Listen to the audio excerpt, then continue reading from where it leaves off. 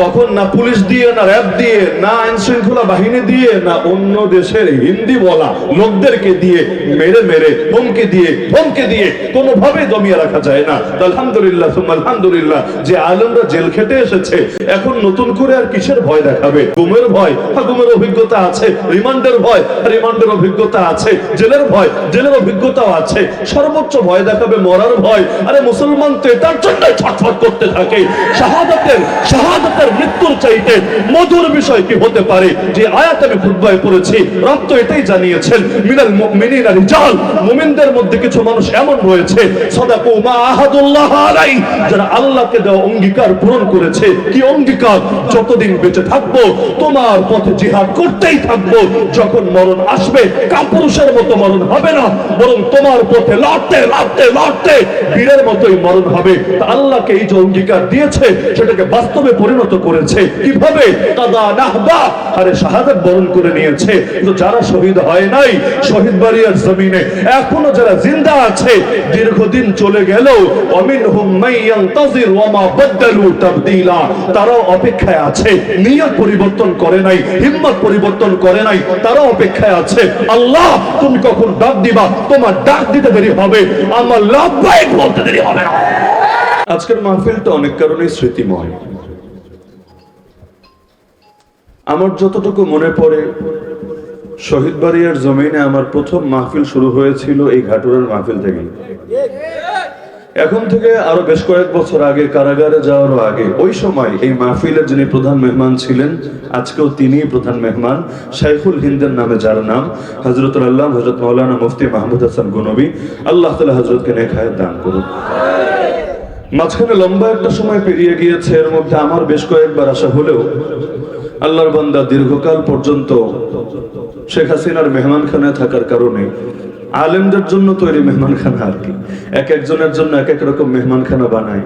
যদি ফ্রান্সের প্রেসিডেন্ট আসে, ইমানুয়েল মাখো, অফি রিওয়ায়াতিন উখরা ইমানুয়েল ম্যাক্রো, এদের জন্য এক ধরনের বিশেষ মেহমানখানা থাকে। মেহমানখানায় থেকে খুশি হয়ে যাওয়ার সময় ফ্লাইং কিস দিয়েও যায় লক্ষ জনতার সামনে। আর যদি আলেম ওলামা হয় তাদের জন্য আবার ভিন্ন ধরনের মেহমানখানায় রাখে, যে মেহমানখানায় যদিও কষ্ট দিয়ে থাকে অনেক, যেমন আমাদের জাতির পিতা ইব্রাহিম আলাইহিস সালামকে কষ্ট দেওয়ার জন্য আগুনে ছুড়ে ফেলা হয়েছিল, লেকিন আলহামদুলিল্লাহ সুম্মা আলহামদুলিল্লাহ পরিণামের বিবেচনায় আল্লাহর নবী ইব্রাহিমের জন্য যেমন সে আগুন দিলের প্রশান্তির কারণ হয়েছিল, হৃদয়ের প্রশান্তির কারণ হয়েছিল, এই আলেম ওলামার জন্য আলহামদুলিল্লাহ এই লাল গুদামগুলো, এই কারাগারগুলো দিলের প্রশান্তির কারণ হয়ে গেছে। যার কারণে যারা কারাগার থেকে জেল খেটে এসেছে কারোই লস হয় নাই, বরং আল্লাহ তাআলা ঈমানে, আমলে, আখলাকে, আফকারে, হিম্মতে, সাহসিকতায় আরো বেশি পরিপূর্ণতা দিয়েছে। এই যে এতকাল জেল খেটে আসলো, আসার পরে আজকে শুনে কি মনে হলো? ভয়ে কাপুরুষ হয়ে গেছে নাকি আগের চাইতে হিম্মত আরো বেড়ে গিয়েছে?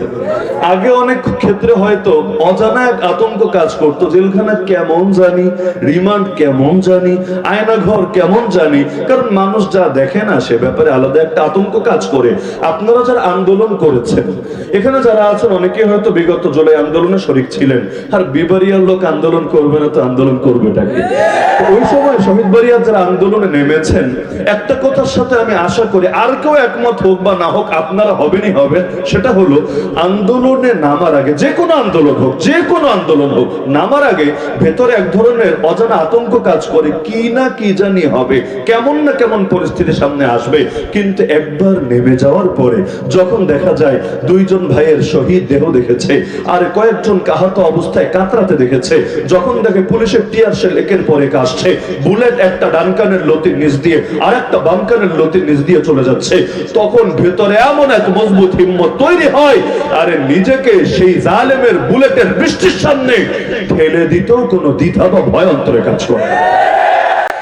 তখন না পুলিশ দিয়ে, না র্যাব দিয়ে, না আইন শৃঙ্খলা বাহিনী দিয়ে, না অন্য দেশের হিন্দি বলা লোকদেরকে দিয়ে মেরে মেরে ধমকে দিয়ে কোনোভাবে দমিয়ে রাখা যায় না। আলহামদুলিল্লাহ সুম্মা আলহামদুলিল্লাহ যে আলেমরা জেল খেটে এসেছে, এখন নতুন করে আর কিসের ভয় দেখাবে? গুমের ভয়, গুমের অভিজ্ঞতা আছে। রিমান্ডের ভয়, রিমান্ডের অভিজ্ঞতা আছে। জেলের ভয়, জেলের অভিজ্ঞতাও আছে। সর্বোচ্চ ভয় দেখাবে মরার ভয়। আরে মুসলমান তো এটার জন্যই ছটফট করতে থাকে। শাহাদাতের হায়াতের মৃত্যুর চাইতে মধুর বিষয় কি হতে পারে? যে আয়াত আমি খুতবায় পড়েছি, রব তো এটাই জানিয়েছেন, মিনাল মুমিনিনা রিজাল, মুমিনদের মধ্যে কিছু মানুষ এমন রয়েছে সাদাকু মা আহাদুল্লাহ আলাই, যারা আল্লাহকে দেওয়া অঙ্গীকার পূরণ করেছে। কি অঙ্গীকার? যতদিন বেঁচে থাকবো তোমার পথে জিহাদ করতেই থাকবো, যখন মরণ আসবে কাপুরুষের মতো মরণ হবে না, বরং তোমার পথে লড়তে লড়তে লড়তে বীরের মতোই মরণ হবে। তা আল্লাহকে এই যে অঙ্গীকার দিয়েছে সেটাকে বাস্তবে পরিণত করেছে কিভাবে? কাদা নাহবা, আরে শাহাদাত বরণ করে নিয়েছে। কিন্তু যারা শহীদ হয় নাই, শহীদ বাড়িয়ার জমিনে এখনো যারা জিন্দা আছে, দীর্ঘদিন চলে গেল, ওয়ামিনহুম মান ইয়ানতাজির ওয়া মা বাদদালু তাবদীলা, তারাও অপেক্ষায় আছে, নিয়ত পরিবর্তন করে নাই, হিম্মত পরিবর্তন করে নাই, তারাও অপেক্ষায় আছে। আল্লাহ তুমি কখন ডাক দিবা? তোমার ডাক দিতে দেরি হবে, আমার লাভবাহিক বলতে দেরি হবে না।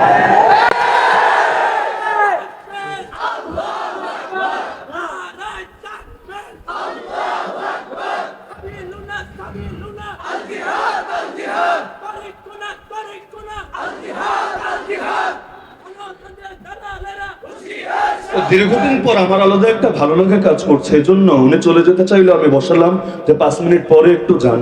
যদিও বাসা থেকে হয়তো ফোন আসছে বারবার, জলদি আসেন জলদি আসেন, লেকিন আমি আটকালাম 5টা মিনিট পরে যান, একটু স্মৃতিচারণ করি। এত বছর পর আবার এখানে একত্রিত হলাম। আল্লাহ তাআলা এভাবে আরো যত মাজলুম এখনো কারাগারে আছেন, এখনো অনেক ভাই আছেন যারা হয়তো সেলিব্রিটি না, পাবলিক ফিগার না, সবাই তাদের নাম চেনে না, নাম জানে না, তাই তাদেরকে নিয়ে আন্দোলনও করে না, কিন্তু তাদের অনেকের কোরবানি আমাদের চাইতে 1000 গুণ না, লক্ষ কোটি গুণ বেশি। এমনকি যাদের জীবনের দাম, যাদের কর্মের দাম আমাদের চাইতে, আমাদের সবারটা মিলালেও এর চাইতে অনেক বেশি। ইনশাআল্লাহ সুম্মা ইনশাআল্লাহ একদিন তারাও মুক্ত হবেন। যেদিন এভাবে সকল মাজলুমরা বেরিয়ে আসবেন, সেদিনই হবে আমাদের আনন্দের দিন, সেদিনই হবে আমাদের প্রকৃত সুখের দিন। আলহামদুলিল্লাহ আমাদের ভাইয়েরা বের হওয়ার পরও এই পেরেশানি ছেড়ে দেয় নাই, বরঞ্চ মাজলুমই তো মাজলুমের দুঃখ বুঝবে, একজন বের হয়ে অন্যদের জন্য এখন কাজ চালাচ্ছে। আল্লাহ তাআলা এভাবে সকল মাজলুমদেরকে দ্রুত আমাদের বুকে ফিরিয়ে আনেন। তো আমরা দোয়া করব, সব সময়ের জন্য দোয়া করব, খালি এক মাহফিলের দোয়া না, যে সকল মাজলুম আলেমদেরকে আল্লাহ তাআলা যাতে বিশেষভাবে নিরাপত্তা দান করেন শকুনের নজর থেকে, হিংসুকের হিংসা থেকে, দুশমনের দুশমনি থেকে। এবং তারা যেহেতু পরীক্ষিত, কোরবানি দেওয়ার পরও যেহেতু অটল আছে এবং অবিচল আছে, দালালের খাতায় নাম লেখায় নাই, মুনাফিক হয়ে যায় নাই, নিজেদের ঈমানকে টাকার কাছে বিক্রি করে দেয় নাই। সুতরাং আমরা আশাবাদী, আর কিছু হোক বা না হোক, অন্তত উম্মতের ঈমানের সঙ্গে তারা প্রতারণা করবেন না, উম্মতের আস্থাকে তন্ত্রমন্ত্রের লাইনে তারা প্রভাবিত করবেন না। দুদিন আগে হোক বা দুদিন পরে ইনশাআল্লাহ তারাই এই বাংলার জমিনে খেলাফতের পতাকা, কালেমার পতাকা পথপথ করে উড়াবে, পৃথিবীর কেউ সেটাকে রুখতে পারবে না ইনশাআল্লাহ। وجعلناهم أئمة يهدون بأمرنا لما صبروا وكانوا بآياتنا يوقنون। আল্লাহর কোরআন বলছে দুটো গুণ যদি বান্দাদের ভেতরে থাকে আমি ইমাম বানিয়ে দিব, নেতা বানিয়ে দিব তাদেরকে। কোন দুই গুণ? এক গুণ হলো সবরের গুণ, আর আরেক গুণ হলো আল্লাহর ওয়াদার উপর ঈমান আর ইয়াকিনের গুণ। তো সবরের গুণ যাদের ভেতরে আছে, আর দীর্ঘ কষ্ট পাওয়ার পরও যারা এখন আল্লাহর ওয়াদার উপর ইয়াকিন রেখেছে, আমাদের দুনিয়ার কিসের উপর ইয়াকিন থাকবে? বাহ্যিকভাবে দেখতে তো আমাদের কিছুই নাই। এই যে মোল্লা মৌলবীদের নিয়ে রিমান্ডে পেরেশানি করেছে, সবচাইতে বেশি ভয় কি নিয়ে ছিল জানেন? যে আসলে এদের শক্তির উৎসটা কোথায়? এরা এত বড় গলায় কিভাবে কথা বলে? দেখতে মনে হয় ছোট একটা মানুষ, কিন্তু হুঙ্কারে আকাশ বাতাস প্রকম্পিত হয়ে ওঠে। শক্তির উৎস কোথায়? এরা কি আন্তর্জাতিক কোনো জঙ্গি সংস্থার সাথে কানেকশন রাখে, নাকি বিদেশি কোনো দেশের গোয়েন্দা সংস্থার এজেন্ট হিসাবে কাজ করে? এমনকি আমার মোবাইল পর্যন্ত নিয়ে সবার আগে চেক করেছে বিদেশি নাম্বার কোনটা কোনটা আছে, পাকিস্তানের কারো নাম্বার আছে কিনা, আফগানিস্তানের কারো নাম্বার আছে কিনা, চিন্তাই করে পায় না। হুজুররা এত বড় গলায় কিভাবে কথা বলে? মনে হয় আন্ডারগ্রাউন্ডে তাদের বিশাল নেটওয়ার্ক, বিশাল কানেকশন আছে। তো পাগলরা জানে না যার আল্লাহ আছে, আল্লাহর সাথে যার সম্পর্ক আছে, পৃথিবীর কিচ্ছু লাগে না। আরে যে আল্লাহকে ধারণ করে অন্তরে, বাতিলের সামনে তার সুর কখনো নত হয় না। তাহলে আল্লাহ তাআলাই তো যথেষ্ট আমাদের জন্য, তো আল্লাহর ইয়াকিনের উপর ওয়াদা, এটাই যথেষ্ট। দুনিয়ার লোক থাকলেও আলহামদুলিল্লাহ, না থাকলেও আলহামদুলিল্লাহ। এই যে হযরত বলছিলেন না যে কয়জন আছে, আরে থাক, একদম জিরো যদি থাকে, কিন্তু একদম জিরো হলেও সঙ্গে কে আছে? হাসবুনাল্লাহু ওয়া নি'মাল ওয়াকিল, নি'মাল মাওলা ওয়া নি'মান নাসির। আমিরুল মুমিনিন মোল্লা মোহাম্মদ ওমর রহমতুল্লাহ আলাইহি তো বলেছিলেন যে আমেরিকা আমাদের হুমকি দিয়েছে, জর্জ ডব্লিউ বুশ বলেছে যে আমাদেরকে 3 দিনের মধ্যে তছনছ করে দেবে, আমারে ধরে ওয়াশিংটনে তার সামনে নিয়ে হাজির করবে। তো এক ওয়াদা বুশ দিয়েছে, আর এক ওয়াদা আল্লাহ দিয়েছেন। আল্লাহ ওয়াদা দিয়েছেন ঈমান আমল ঠিক থাকলে বিজয় আমাদেরই হবে। শীঘ্রই আমরা দেখব আল্লাহর ওয়াদা সত্য নাকি আমেরিকার ওয়াদা সত্য। আল্লাহ দেখিয়ে দিয়েছেন, যদিও নিজে দেখে যেতে পারেন নাই, আল্লাহ দেখিয়ে দিয়েছেন। পৃথিবীর 800 কোটি মানুষ দেখেছে, আসমান জমিন সমস্ত মাখলুক দেখেছে আল্লাহর ওয়াদাই সত্য। বুশের ওয়াদা, ট্রাম্পের ওয়াদা, ওবামার ওয়াদা, আরো যত নেতা খেতা সবার ওয়াদা মিথ্যা। তাহলে হেফাজতের মালিক কে? আল্লাহ যেহেতু হেফাজত করেন, সুতরাং ভয়ের কিছু নাই। বিজয় দেবেন কে? ইদা আরাদাল্লাহু শাইআন হাইয়া লাহু আসবাবা। আল্লাহ কোনো কিছুর ইরাদা করলে তিনি নিজেই সেটার আসবাব এবং সেটার উপায় উপকরণ তৈরি করেন। তো হযরতকে আর বেশিক্ষণ বসে কষ্ট দেব না, আমরা সর্বদা দোয়ায় স্মরণ রাখবো আল্লাহ তাআলা যাতে এই মাজলুমকে সারাটা জীবন জুড়ে জালেমের জুলুম থেকে হেফাজত করেন এবং এই মাজলুমদের নেতৃত্বে আগামী বাংলাদেশকে ইসলামের বাংলাদেশ, কোরআনের বাংলাদেশ হিসেবে করার তৌফিক দান করেন। আর বিশেষভাবে আরেকটা দোয়া করা দরকার ছিল, লেকিন নিষেধ করেছেন বলে দোয়াটা করতে পারছি না। তো দোয়া করতে না পারলেও অন্তত ভালো কামনাটা আমরা করে দিতে পারি। বারাকাল্লাহু লাকা ওয়া বারাকা আলাইকা ওয়া জামা বাইনাকুমা ফি খাইর। কিসের জন্য দোয়া করলাম এটা মাদ্রাসার তালিবুল ইলমরা বুঝলেই চলবে, সাধারণ মানুষরা হয়তো বুঝবে না। আলহামদুলিল্লাহ, যেই সুন্নতি বয়ান আগে করতেন, বিবারিয়ার বুকেও অনেকবার সুন্নতের বয়ান দিয়ে গিয়েছেন।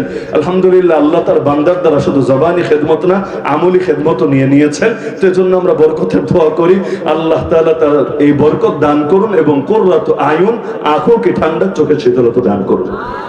তো এবার আসি মূল প্রসঙ্গে। এই জমিনের মালিক কে? এই জমিনের মালিক হলেন আল্লাহ। আর আমরা কার বান্দা? আল্লাহর বান্দা। তো আমরা যেহেতু আল্লাহর বান্দার, আল্লাহ হলেন জমিনের মালিক, তাহলে আমাদের কাজ কি? আমাদের একমাত্র কাজ হলো আল্লাহর বন্দেগী করা, আল্লাহর দাসত্ব করা, আল্লাহর গোলামি করা। তাহলে এই জমিন আল্লাহর মাখলুক, আমরাও আল্লাহর মাখলুক। মাখলুক হিসাবে সারা জীবনের কাজই একটা, সেটা আল্লাহর গোলামি বাস্তবায়ন করা। কিভাবে? কিভাবে? এটার নামই হলো মুহাম্মাদুর রাসূলুল্লাহ সাল্লাল্লাহু আলাইহি ওয়াসাল্লাম। আল্লাহর হুকুম এবং নবীজির তরিকা, এই দুইটা হলো মুমিনের জীবনের দুইটা চাকা। রেলগাড়ি দেখেছেন আপনারা? রেলগাড়ি চলে কয় চাকার উপর? প্রত্যেকটা সারিতে তার দুইটা করে এভাবে চাকাগুলো থাকে। যদি এমন হয় চাকা একটা আছে লেকিন আরেকটা চাকা নাই, রেলগাড়ি চলতে পারবে? যত ভালো রেলগাড়ি হোক, যত ফার্স্ট ক্লাস গাড়ি হোক, চলতে পারবে না। তার চাকা লাগবে দুইটা। আর রেলগাড়ি কিন্তু রাস্তা দিয়ে যেভাবে মনে চায় সেভাবে চলতে পারে না, তার নির্দিষ্ট পথ আছে, ওই পথ ধরেই তাকে আগাতে হবে।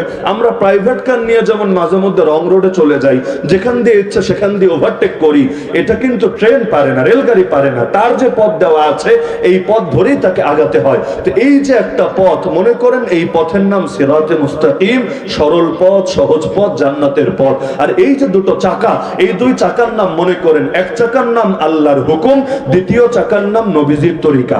এক চাকার নাম আল্লাহর হুকুম, দ্বিতীয় চাকার নাম নবীজির তরিকা। চাকা দুইটা কেন লাগে?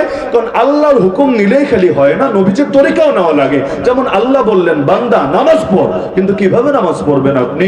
রুকু কিভাবে, সিজদা কিভাবে, রাকাত কয়টা হবে, ওয়াক্ত কখন হবে, তাকবীরুল্লাহ কিভাবে বলবেন, সালাম কিভাবে ফিরাবেন, পুরো কোরআন তন্ন করে খোঁজেন, দেখবেন 2টা রাকাত নামাজ একেবারে ফার্স্ট টু লাস্ট কিভাবে পড়তে হয় পুরো কোরআন খুঁজে পাওয়া যাবে না। তাহলে আল্লাহ যে জায়গায় জায়গায় বললেন আকিমুস সালাহ, যথাযথভাবে নামাজ আদায় কর, বান্দা কিভাবে নামাজ আদায় করবে? তো নবী এসে সমাধান দিলেন, উম্মত পেরেশানির কোনো কারণ নাই, খুযু আন্নী মানাসিকাকুম, সল্লু কামা রাআইতুমুনি উসাল্লি, তোমরা দেখো আমি কিভাবে নামাজ পড়ি, জাস্ট আমাকে ফলো করো, তাহলে এই আয়াতের উপর তোমাদের আমল হয়ে যাবে। তাহলে হুকুম দিলেন কে? আর তরিকা শিখালেন কে? মুহাম্মদুর রাসূলুল্লাহ সাল্লাল্লাহু আলাইহি ওয়াসাল্লাম। আল্লাহ বললেন হজ করো, বান্দা সামর্থ্য থাকলে তোমার জন্য হজ করা ফরজ। ওয়ালিল্লাহি আলান নাসি হিজ্জুল বাইতি মান ইসতাতা ইলাইহি সাবিলা। কিন্তু কিভাবে হজ করবে? আরাফায় কবে যাবে, মিনায় কবে যাবে, তাওয়াফ কয়টা করে চক্কর কাটবে, কয়দিন সময় লাগিয়ে হজ করবে, কোন মাসের কয় তারিখ শুরু করবে, কবে গিয়ে শেষ করবে, কোরবানি কোথায় গিয়ে করবে, কারা করবে, ইত্যাদি যে ব্যাপক বিস্তৃত বিধান কোথায় পাওয়া যাবে? পুরো কোরআন তন্ন করে খুঁজেন, অধিকাংশ বিধান পাবেন না। তাহলে হজ কিভাবে করবেন? নবী বলবে উম্মত পেরেশানির কোনো কারণ নাই, খুযু আন্নী মানাসিকাকুম, আমার থেকে শিখে নাও কিভাবে তোমাদের হজ সম্পূর্ণ করতে হবে। তাহলে হুকুম দিলেন কে? আর তরিকা শিখালেন কে? মুহাম্মদুর রাসূলুল্লাহ সাল্লাল্লাহু আলাইহি সাল্লাম। আল্লাহ তাআলা আদেশ করলেন, কুতিবা আলাইকুমুল কিতাল, তোমাদের উপর যুদ্ধকে, জিহাদকে ফরজ করা হয়েছে। এখন কোথায় জিহাদ করবে, কার বিরুদ্ধে জিহাদ করবে, কিভাবে জিহাদ করবে, কতটুকু পরিমাণ জিহাদ করবে, এই যে ব্যাপক বিস্তৃত বিধান। নবী বললেন, পেরেশানের কোনো কারণ নাই, উম্মত আমার জীবন দেখো, বদর দেখো, উহুদ দেখো, খন্দক দেখো, তাবুক দেখো, হুনাইন দেখো, গোটা জীবনের 27টা জিহাদ আর 47টা সারিয়া দেখো, বাস আমি যেভাবে করেছি তোমরা সেভাবে করো। তো প্রতিটা ক্ষেত্রে হুকুম নিতে হয় কার থেকে? আর তরিকা নিতে হয় কার থেকে? মুহাম্মদুর রাসূলুল্লাহ সাল্লাল্লাহু আলাইহি ওয়াসাল্লাম। এখান থেকে আশা করি এই প্রশ্নের জবাবও পেয়েছেন যে মাহফিলের শিরোনাম মিলাদুন নবী না হয়ে সিরাতুন নবী কেন? বুঝেন নাই? মাহফিলের শিরোনাম কি? মিলাদুন নবী উপলক্ষে নাকি কি উপলক্ষে? সিরাতুন নবী উপলক্ষে। সিরাত শব্দের অর্থ কি? আদর্শ, জীবনাদর্শ, তরিকা। আর মিলাদ অর্থ কি? জন্ম। আল্লাহর নবীর জন্মে খুশি হওয়াও ইবাদত, সন্দেহ নাই। আল্লাহর নবীর জন্ম বৃত্তান্ত নিয়ে আলোচনা করাও ইবাদত, কোনো সন্দেহ নাই। আল্লাহর নবীর জন্মে খুশি হয়ে আল্লাহর নবীর শানে বেশি বেশি দুরূদ শরীফ পড়া, নবীর শানে বেশি বেশি দোয়া করা, এটাও ইবাদত, কোনো সন্দেহ নাই। এমনকি আল্লাহর নবীর জন্মে আনন্দিত হয় এবং অন্তরকে নবীর প্রেম আর ভালোবাসা দিয়ে ভরে তোলার জন্য কেউ যদি নাচ শোনে মনোযোগ দিয়ে, আর সেই নাচ শরীফের মধ্যে দুইটা জিনিস না থাকে, এক নম্বর হল মিউজিক, আর দুই নম্বর হল শিরকি কথা, যেটা অনেক ভণ্ডদের নাতের মধ্যে থাকে, নবীরে উঠাতে উঠাতে আল্লাহর সমান বানিয়ে ছাড়ে। এই মিউজিক আর শিরকি কথা যদি না থাকে, আর সাধারণভাবে নাচ শোনে আর এতে অন্তর তরঙ্গায়িত হয় নবীজির মহব্বতে, এটাও ইবাদত হবে, কোনো সন্দেহ নাই। লেকিন আল্লাহর নবীর সিরাত বাদ দিয়ে, নবীর সুন্নাত বাদ দিয়ে কেউ যদি খালি নবীর জন্ম নিয়ে সারা জীবন পড়ে থাকে, এটাকে কেন্দ্র করেই খালি মিছিল, মিটিং, সভা সমাবেশ সব চালাতে থাকে, আর আল্লাহর নবীর জীবনাদর্শ অনুসরণ করা ছেড়ে দেয়, যে এখন নবী প্রেমের তো দাবি করে, চেহারায় নবীর সুন্নত নাই, গায়ে নবীর সুন্নত নাই, পরিবারে নবীর সুন্নত নাই, সমাজে নবীর সুন্নত নাই। আরে সুন্নত রাখেন, অর্থ ফরজই নাই। আরে ফরজ রাখেন, অর্থ ইমানই ঠিক নাই। সেই ক্ষেত্রে যতই মিলাদ বলতে মুখে ফেরা তুলে ফেলুক, কি দাম হবে আল্লাহর কাছে? আবু লাহাব নবীর জন্মে খুশি হয়ে, নবীর মিলাদে খুশি হয়ে দাসী আযাব করে দিয়েছিল, কিন্তু বিনিময়ে জান্নাতি হয় নাই, জাহান্নামী হয়েছে। কেন জাহান্নামী হয়েছে?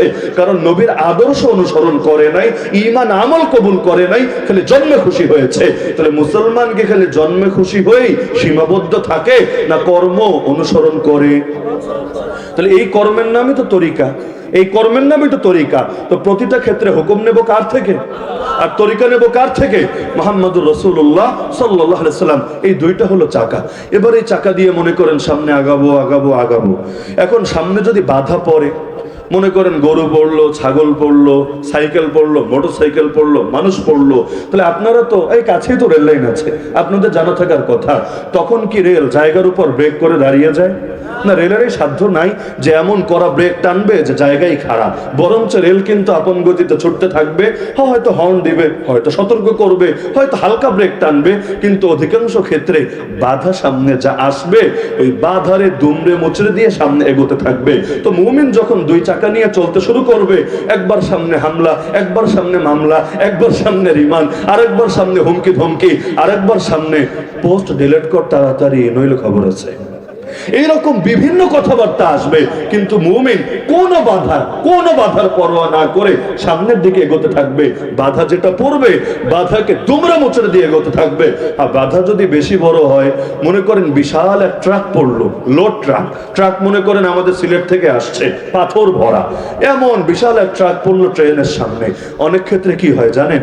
যখন বাড়ি লাগে, সংঘর্ষ লাগে, তখন ট্রাক তো পরেই, ট্রেনও আর আস্ত থাকতে পারে না, বগি কয়েকটা সহ ইঞ্জিন এটা লাইন থেকে ছিটকে পড়ে এবং যারা ভেতরে থাকে কেউ শহীদ হয়ে যায়, কেউ আহত হয়ে যায়, কিন্তু সে তার গতি থামাতে পারে না, বরং আপন গতিতে ছুটতে থাকে, মরলে মরে যায়। তো যতক্ষণ বেঁচে আছে আপন গতিতেই ছুটতে থাকে। তো মুমিনের কাজও এটা, আল্লাহর হুকুম আর নবীর তরিকা নিয়ে ছুটতেই থাকবে, চলতেই থাকবে, আগাতেই থাকবে। হ্যাঁ, এখন বাতিল এসে যদি আঘাত হানে, যেমন গতকাল এবং আজ বাংলাদেশের কয়েক জায়গায় বেদাতিরা আমাদের কয়েকজন ভাইকে শহীদ করে দিয়েছে।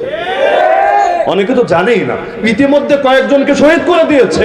আপনাদের ব্রাহ্মণবাড়িয়ার গাজী ইয়াকুব ওসমানী সাহেবের গাড়িতে পর্যন্ত হামলা চালিয়েছে, মানে ক্ষোভটা ব্যক্তির উপর ঝাড়তে না পেরে গাড়ির উপর দিয়ে ছেড়েছে।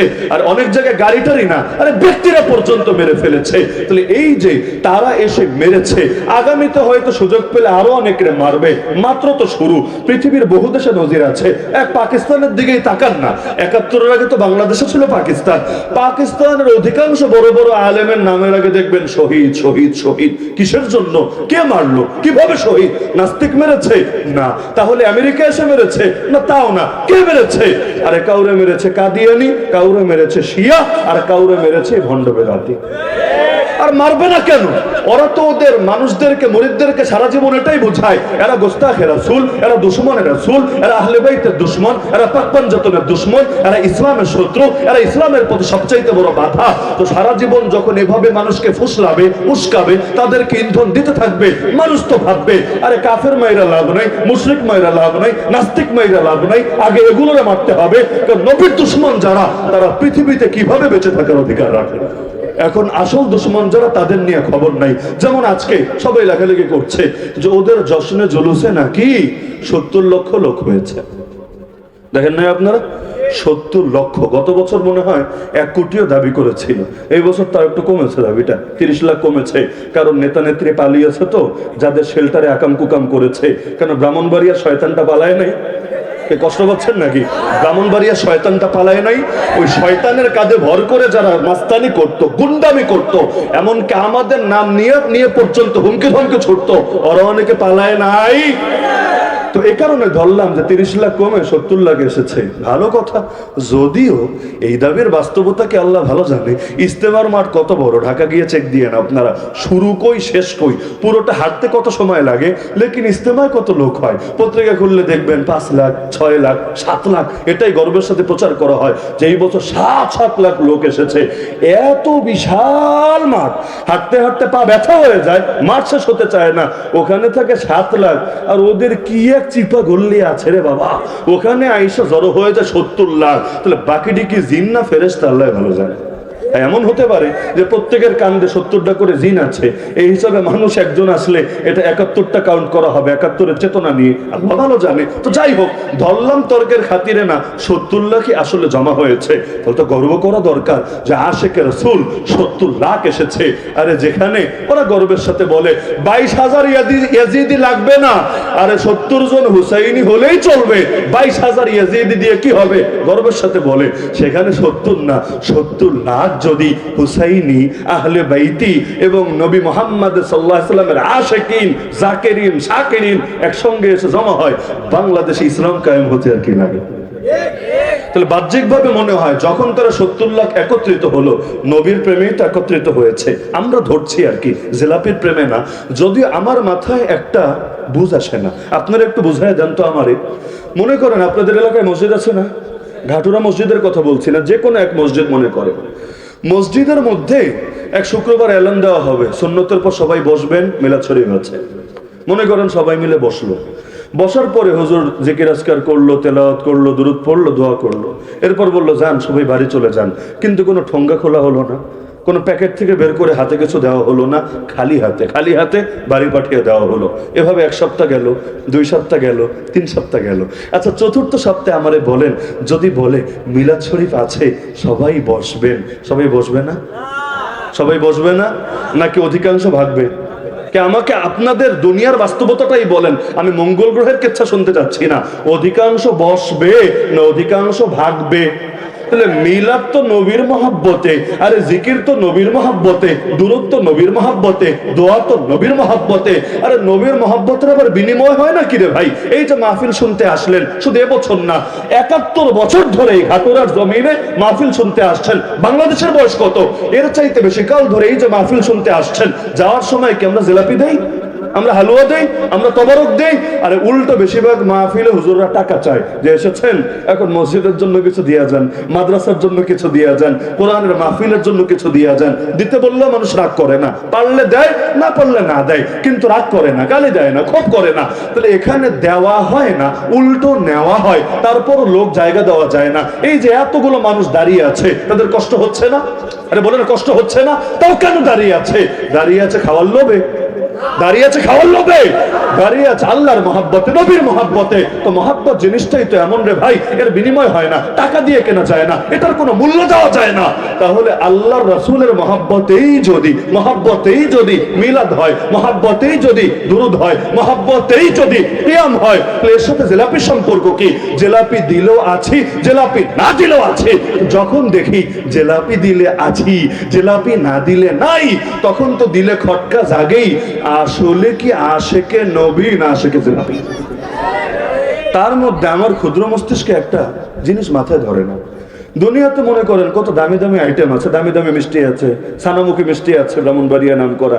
আমার এই কয়দিন আগে একজন দিল যে হুজুর সানামুখী মিষ্টি খেয়ে দেখেন, এটা অনেক নাম করা। তো কেজি কত? কেজি মোটামুটি 1000 টাকার কাছাকাছি। রসমালাই আছে, দই আছে, এত কিছু থাকতে জিলাপির মধ্যে কি মধু আছে আল্লাহ ভালো জানে।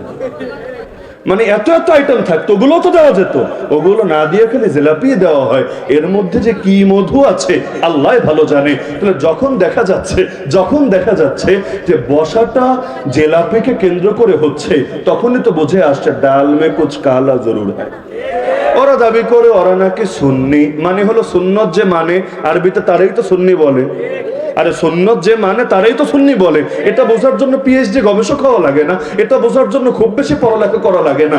এখন যার চেহারায় সুন্নত নাই, যার জামায় সুন্নত নাই, যার জীবনে সুন্নত নাই, এমনকি পয়সা না দিলে যে কোরআনের মাহফিলও আসে না। কি জানেন না আপনারা? আগে লাগবে এত, পরে লাগবে এত, স্টেজে ঢোকার আগে ক্লিয়ার করতে হবে এত, গাড়ি চালানোর আগে দিতে হবে এত, না হলে গাড়ির চাকাই নাকি ঘুরবে না। মানে টাকা হলো তেল আর কি, বা গ্যাস।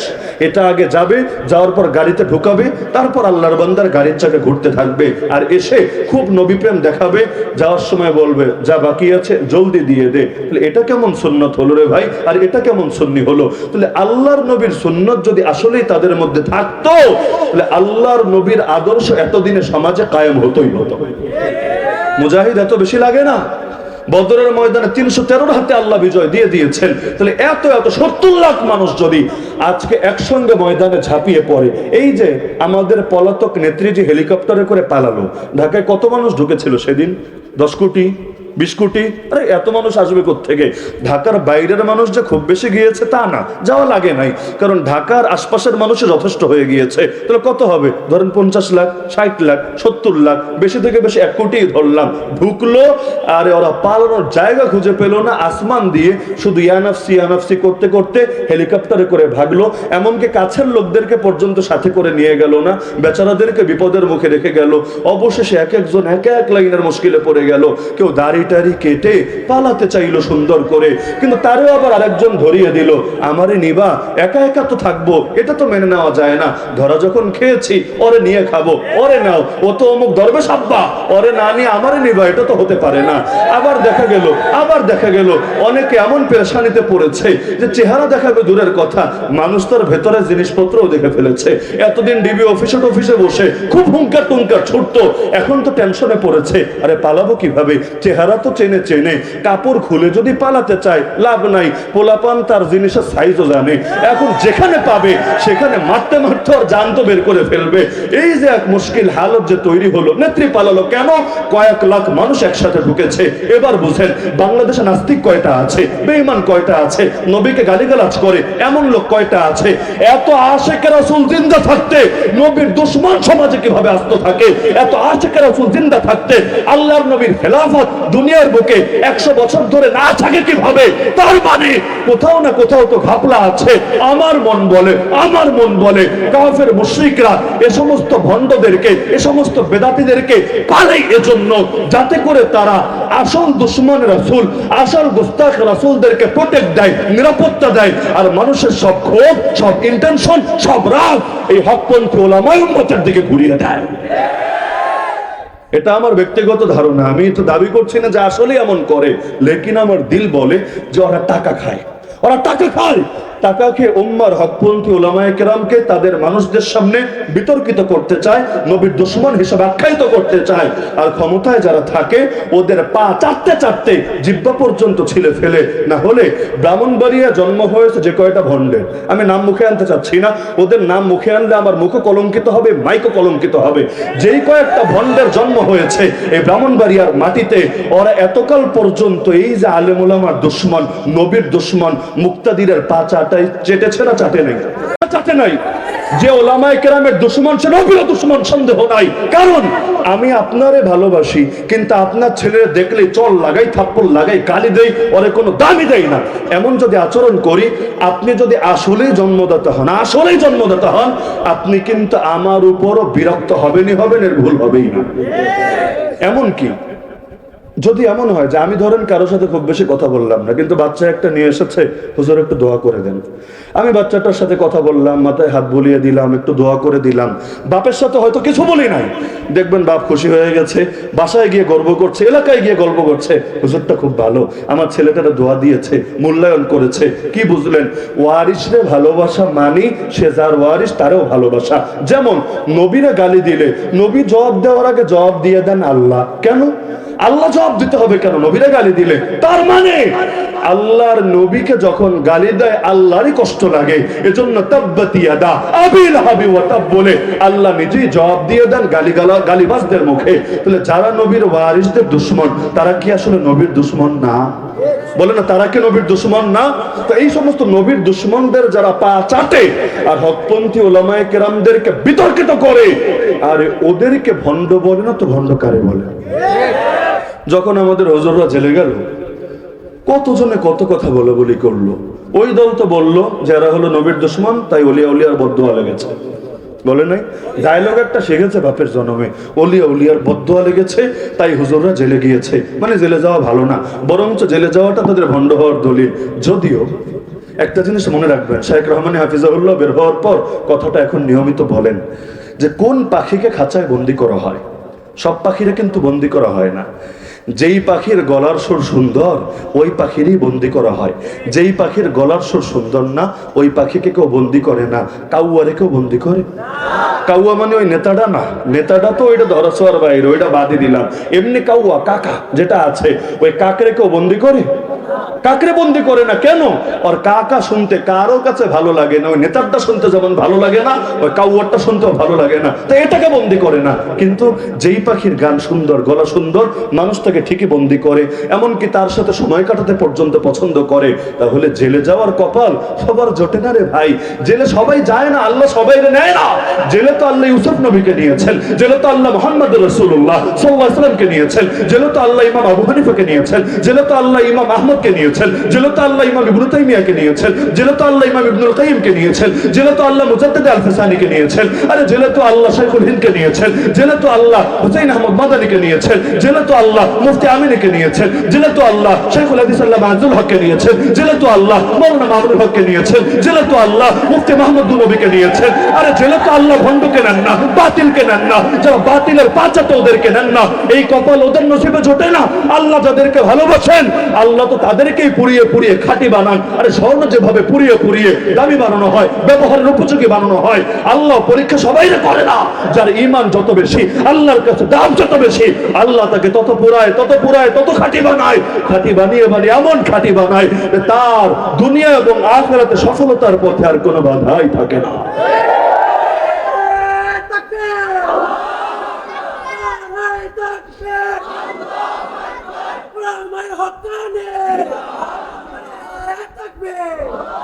তাহলে মানলাম তর্কের খাতিরে যে হুজুরদের জেলে যাওয়াটা ওদের পীর, ওদের দস্তগীর, ওদের খাজা বাবা, ওদের যা কিছু আছে এদের বদদোয়ার কারণে ছিল, ভালো কথা। লেকিন তোমাদের পীররা কি খালি একমুখী বদদোয়া দেওয়াই জানে? মানে বুঝেন না? তোমাদের পীররা বদদোয়া দিয়ে খালি হুজুর করে জেলে ভরতেই জানে, ওই নেত্রী টেত্রীরা ভাগাতে জানে না।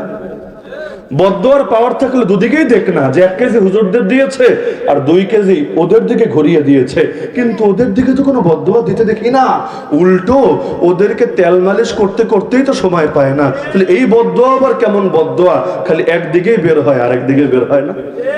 দ্বিতীয় প্রশ্ন হলো যে বুঝলাম যে হুজুররা জেলে গেছে বদদোয়া ছিল, কিন্তু হুজুররা বের হওয়ার পরে এক একজন যে আসমানের তারকা হয়ে গিয়েছে, বের হওয়ার পরে একজনেরও মাকাম কমে নাই, কত কত অপবাদ দিয়ে ঢোকানো হলো, কাউরে নারী কেলেঙ্কারি, কাউরে আর্থিক কেলেঙ্কারি, কাউরে খুনের মামলা, কাউরে সন্ত্রাসের মামলা, আর জঙ্গিবাদের মামলা তো কমন, এটা আমাদের জন্য কমন হাদিয়া আর কি।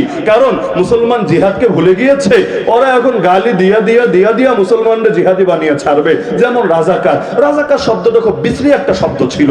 রাজাকার শব্দের অর্থ ভলান্টিয়ার, ভলান্টিয়ার মাহফিলে ভলান্টিয়ার আছে না, স্বেচ্ছাসেবী।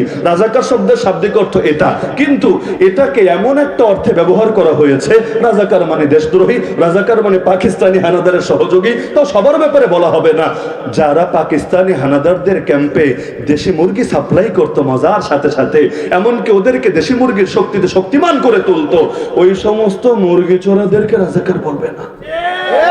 ওদেরকে দলে নিয়ে পালবে, বড় বড় পদ দিবে, রাজাকার বলবে কাদেরকে? আরে যাদের চেতনা মিলবে না ওদের সাথে।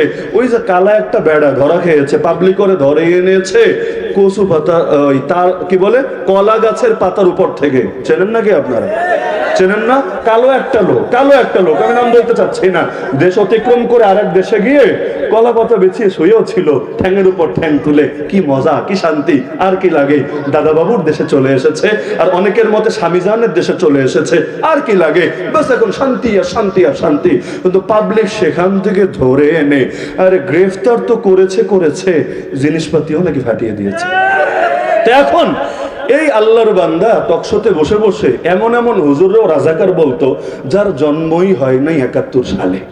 তো জন্ম হওয়ার আগে রাজাকারি করলো কেমনে রে ভাই? এটাকে ছুমন্ত্র ছু দিয়া গাইবি ভাবে কি কোনো একটা কাজ ঘটিয়ে দিল? না, জন্ম হয় নাই তাও রাজাকার বলে গালি দিল। আর ওরাদের জন্ম হয়েছে, মুরগি সাপ্লাই করেছে, তাও রাজাকার বলা যাবে না, কারণ ওরা মুক্তিযুদ্ধের চেতনায় ট্রেডমার্ক পেয়ে গিয়েছে। তো একবার যদি কপালে লাগে দেশপ্রেমিক, একবার যদি কপালে লাগে মুক্তিযুদ্ধের চেতনার অধিকারী, একবার যদি কপালে লাগে 71-এর সৈনিক, এই যে আজকে আপনাদের মাহফিলের 71তম বছর আর কি, 71-এর সৈনিক, একবার যদি কপালে লাগে উন্নয়ন উন্নয়ন উন্নয়ন উন্নয়নের ঠিকাদার, একবার যদি কপালে লাগে স্বজন হারানোর বেদনা আমার চাই থেকে ভালো জানে, তাহলে গুম করাও বৈধ, খুন করাও বৈধ, হত্যা করাও বৈধ, আলেম ওলামার সাথে বেয়াদবি করাও বৈধ, সব আকাম কুকাম বৈধ। কারণ হেদায়েত ওদের কপালে ট্রেডমার্ক হয়ে লেগে গিয়েছে, এখন আর ওদেরকে কিচ্ছু বলা যাবে না। এমন হয়েছে নাকি হয় নাই? তো এই যে হুজুররা বুঝলাম বদদোয়া খেয়ে জেলে ঢুকেছে, ঠিক আছে মানলাম, কিন্তু এক একজন বের হয়ে যে আসমানের তারকা হয়ে গিয়েছে। আগে মাহফিল করতে একটা, এখন দিনে করে 6টা। আগে সিরিয়াল পাওয়া যেত, এখন 1 বছর আগে ফোন দিয়ে বলে ভাই আল্লাহর রাস্তে মাফ করো, তোমার লগে এমনি দেখা করবো, কিন্তু মাহফিলে 10 মিনিট বয়ান করা সম্ভব হবে না। এমনকি এক একজনকে দেখতে লক্ষ লক্ষ মানুষ ঝাঁপিয়ে পড়ছে।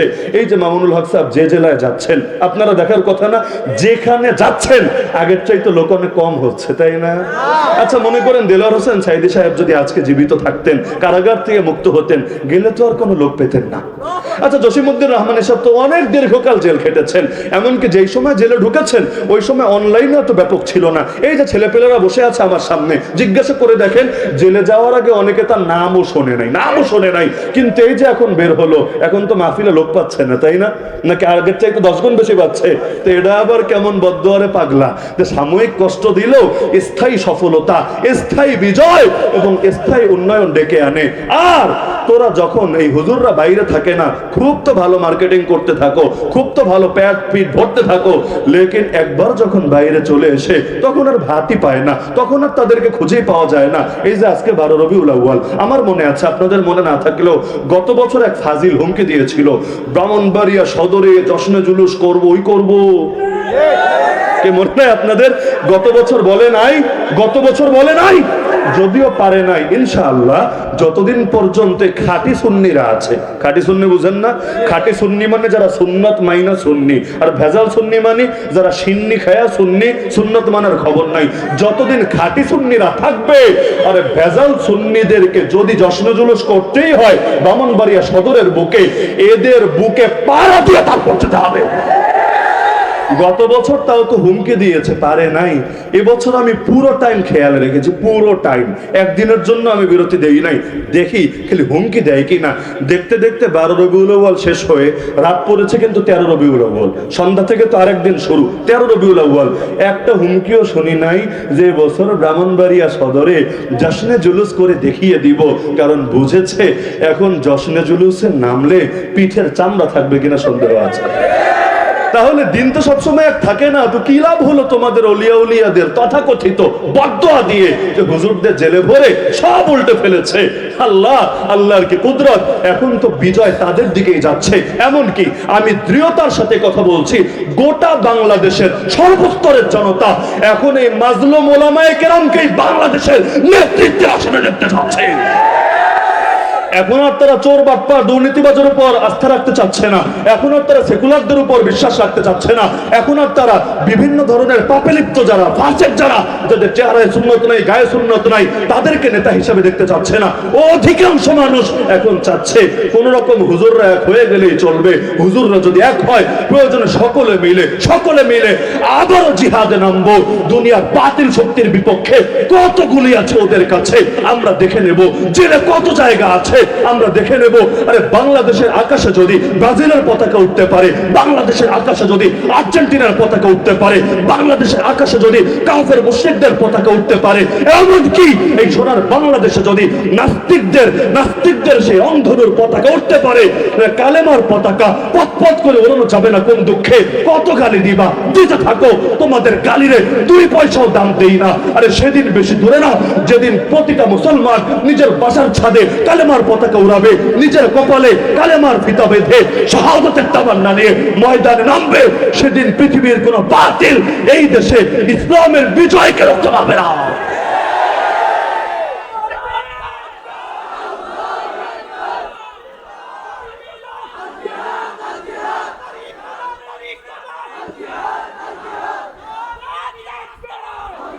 বাংলায় একটা কথা আছে, লেবু বেশি চিপলে তিতা হয়ে যায়।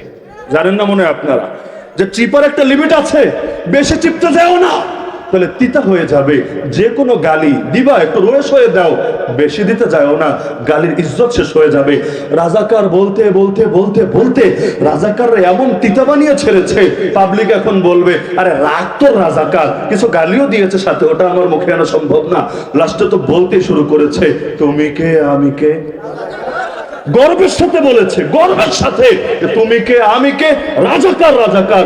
অথচ 10 বছর আগে আরে অনেক আলেমের বিরুদ্ধে কিন্তু তারা শাহবাগে দাঁড়িয়ে এই স্লোগান দিয়েছে যে সে হলো রাজাকার, সে হলো রাজাকার, তুমি নই আমি নই, রাজাকার রাজাকার। 10 বছর ঘুরতে না ঘুরতে গর্বের সাথে, তাও কারা, হুজুররা না। হুজুররা হলে এতদিন আয়না ঘরে জায়গা আর খালি থাকতো না। বিশ্বাস করেন না, যদি খালি হুজুর আন্দোলন নামতো এতদিনে জেলে আয়না করে কোনো জায়গা খালি পেতেন না। এখন তো ইন্ডিয়া যদিও বলে বাংলাদেশ আফগানিস্তান হয়ে গেছে, ছোটা লাদেন বাহার আগায়া, এরকম ডায়লগও দিচ্ছে, মানুষ খাচ্ছে না, মানুষ বিশ্বাস করছে না। তো খালি হুজুররা যদি নেতৃত্ব দিত, আর আমাদের মতো যদি লগে পাগড়ি টাগড়িও থাকতো, আর যদি আপনাদের মতো এভাবে কালেমার পতাকা নিয়ে মাঠে নামতো, বিশ্বাস করেন এতদিন গালি একটা বাকি থাকতো না। গোটা দুনিয়ার বাহিনী হয়তো এখানে এনে জমা করতো আমাদেরকে ধ্বংস করার জন্য। লেকিন আল্লাহ সহজ করেছেন, আলহামদুলিল্লাহ সুম্মা আলহামদুলিল্লাহ। ট্যাগ দিয়ে কাজ হয় নাই। তো বলছিলাম রাজাকার গালি বেশি দিতে দিতে তিতা বানিয়ে ছেড়েছে, পাবলিককে বিরক্ত করেছে। তো জঙ্গি গালিরও তো একটা লিমিট আছে। আরে সঙ্গে থাকলে সঙ্গী, পা চাটলে সঙ্গী, আর না চাটলে জঙ্গি, এটাই যদি হয় তোমাদের মূলনীতি, সেদিন বেশি দূরে না যেদিন এই জঙ্গি গালি নিয়ে মানুষ ছড়া মারবে তোমাদের মুখে, মানুষ গর্বের সাথে বলবে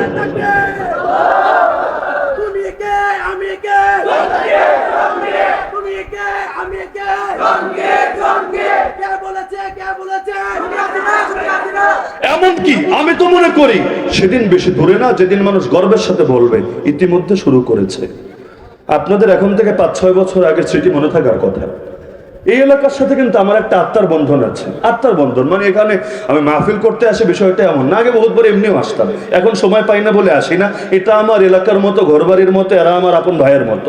বাস্তবে এটা আমি কোনো মোটো বাড়িয়ে বলছি না, কোনো কৃত্রিমতা করছি না। তা আমি তো এখানকার হাল হাকিকত জানি, বা ব্রাহ্মণবাড়িয়ার গোটা অঞ্চলের পুরো হাল হাকিকত আমার জানা আছে। আমি মনে করি যদি এভাবে বেশি দিন চলতে থাকে না, ইনশাআল্লাহ দিন ঘুরতে সময় লাগবে না।